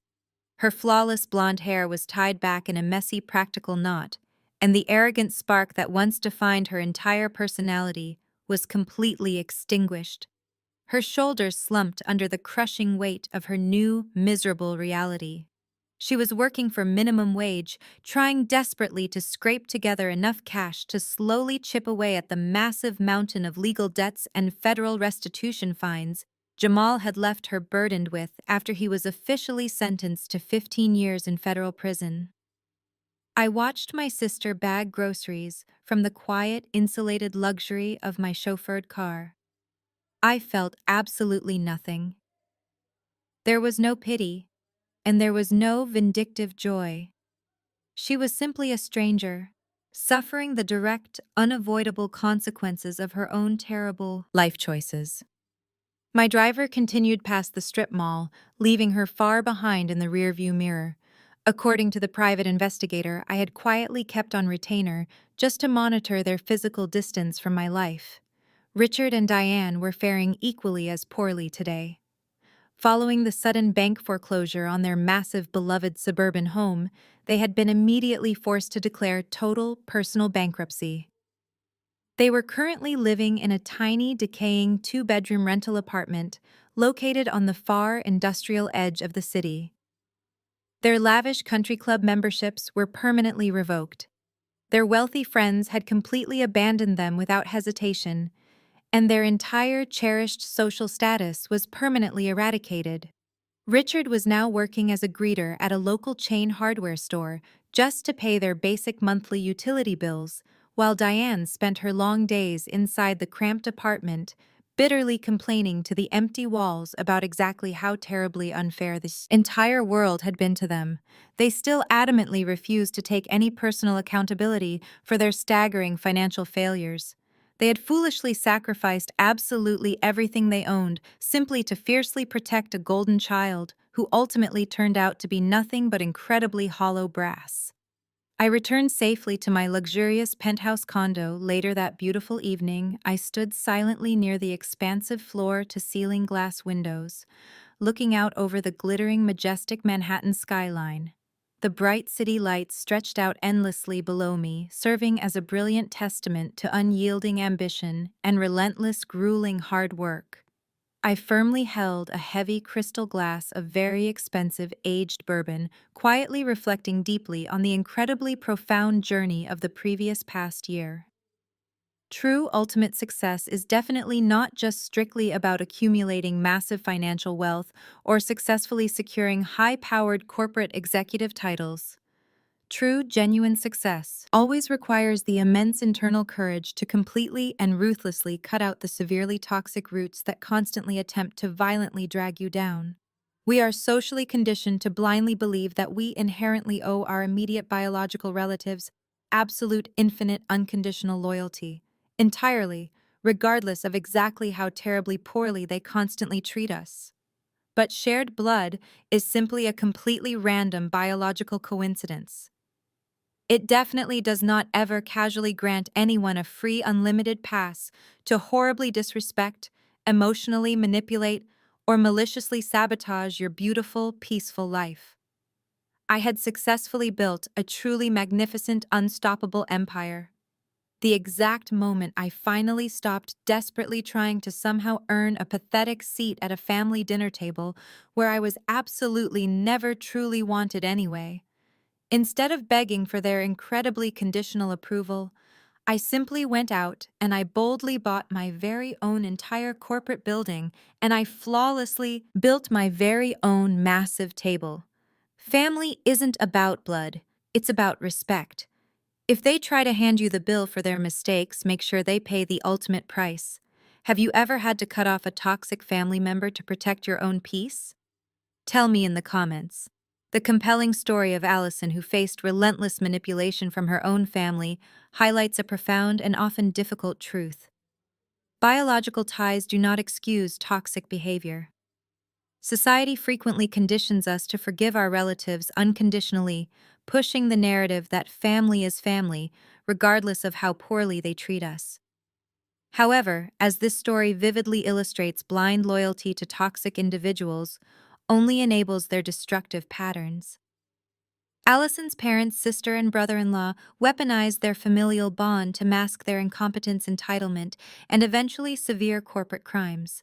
They expected her to absorb their constant emotional abuse and fund their fraudulent lifestyles simply because they shared the same DNA.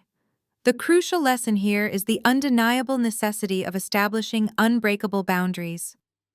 Allison's ultimate triumph was not merely exposing her brother-in-law's bribery or her sister's deceit in the boardroom. It was her unwavering refusal to be gaslit into submission. She recognized that allowing toxic people to repeatedly cross her boundaries would not save them from their own bad choices, but it would inevitably destroy her own life. By cutting off the very people who sought to exploit and humiliate her, she protected her mental peace and her hard-earned success. This teaches us that true family should be rooted in mutual respect, genuine support, and accountability. We are absolutely not obligated to offer a seat at our table to those who continuously try to burn it down. Growth often requires the painful but necessary act of walking away from those who refuse to respect us. We must courageously choose the environments where we are valued rather than desperately trying to prove our worth where we are despised. If you have ever had to distance yourself from toxic relatives to protect your peace, please share your story in the comments below.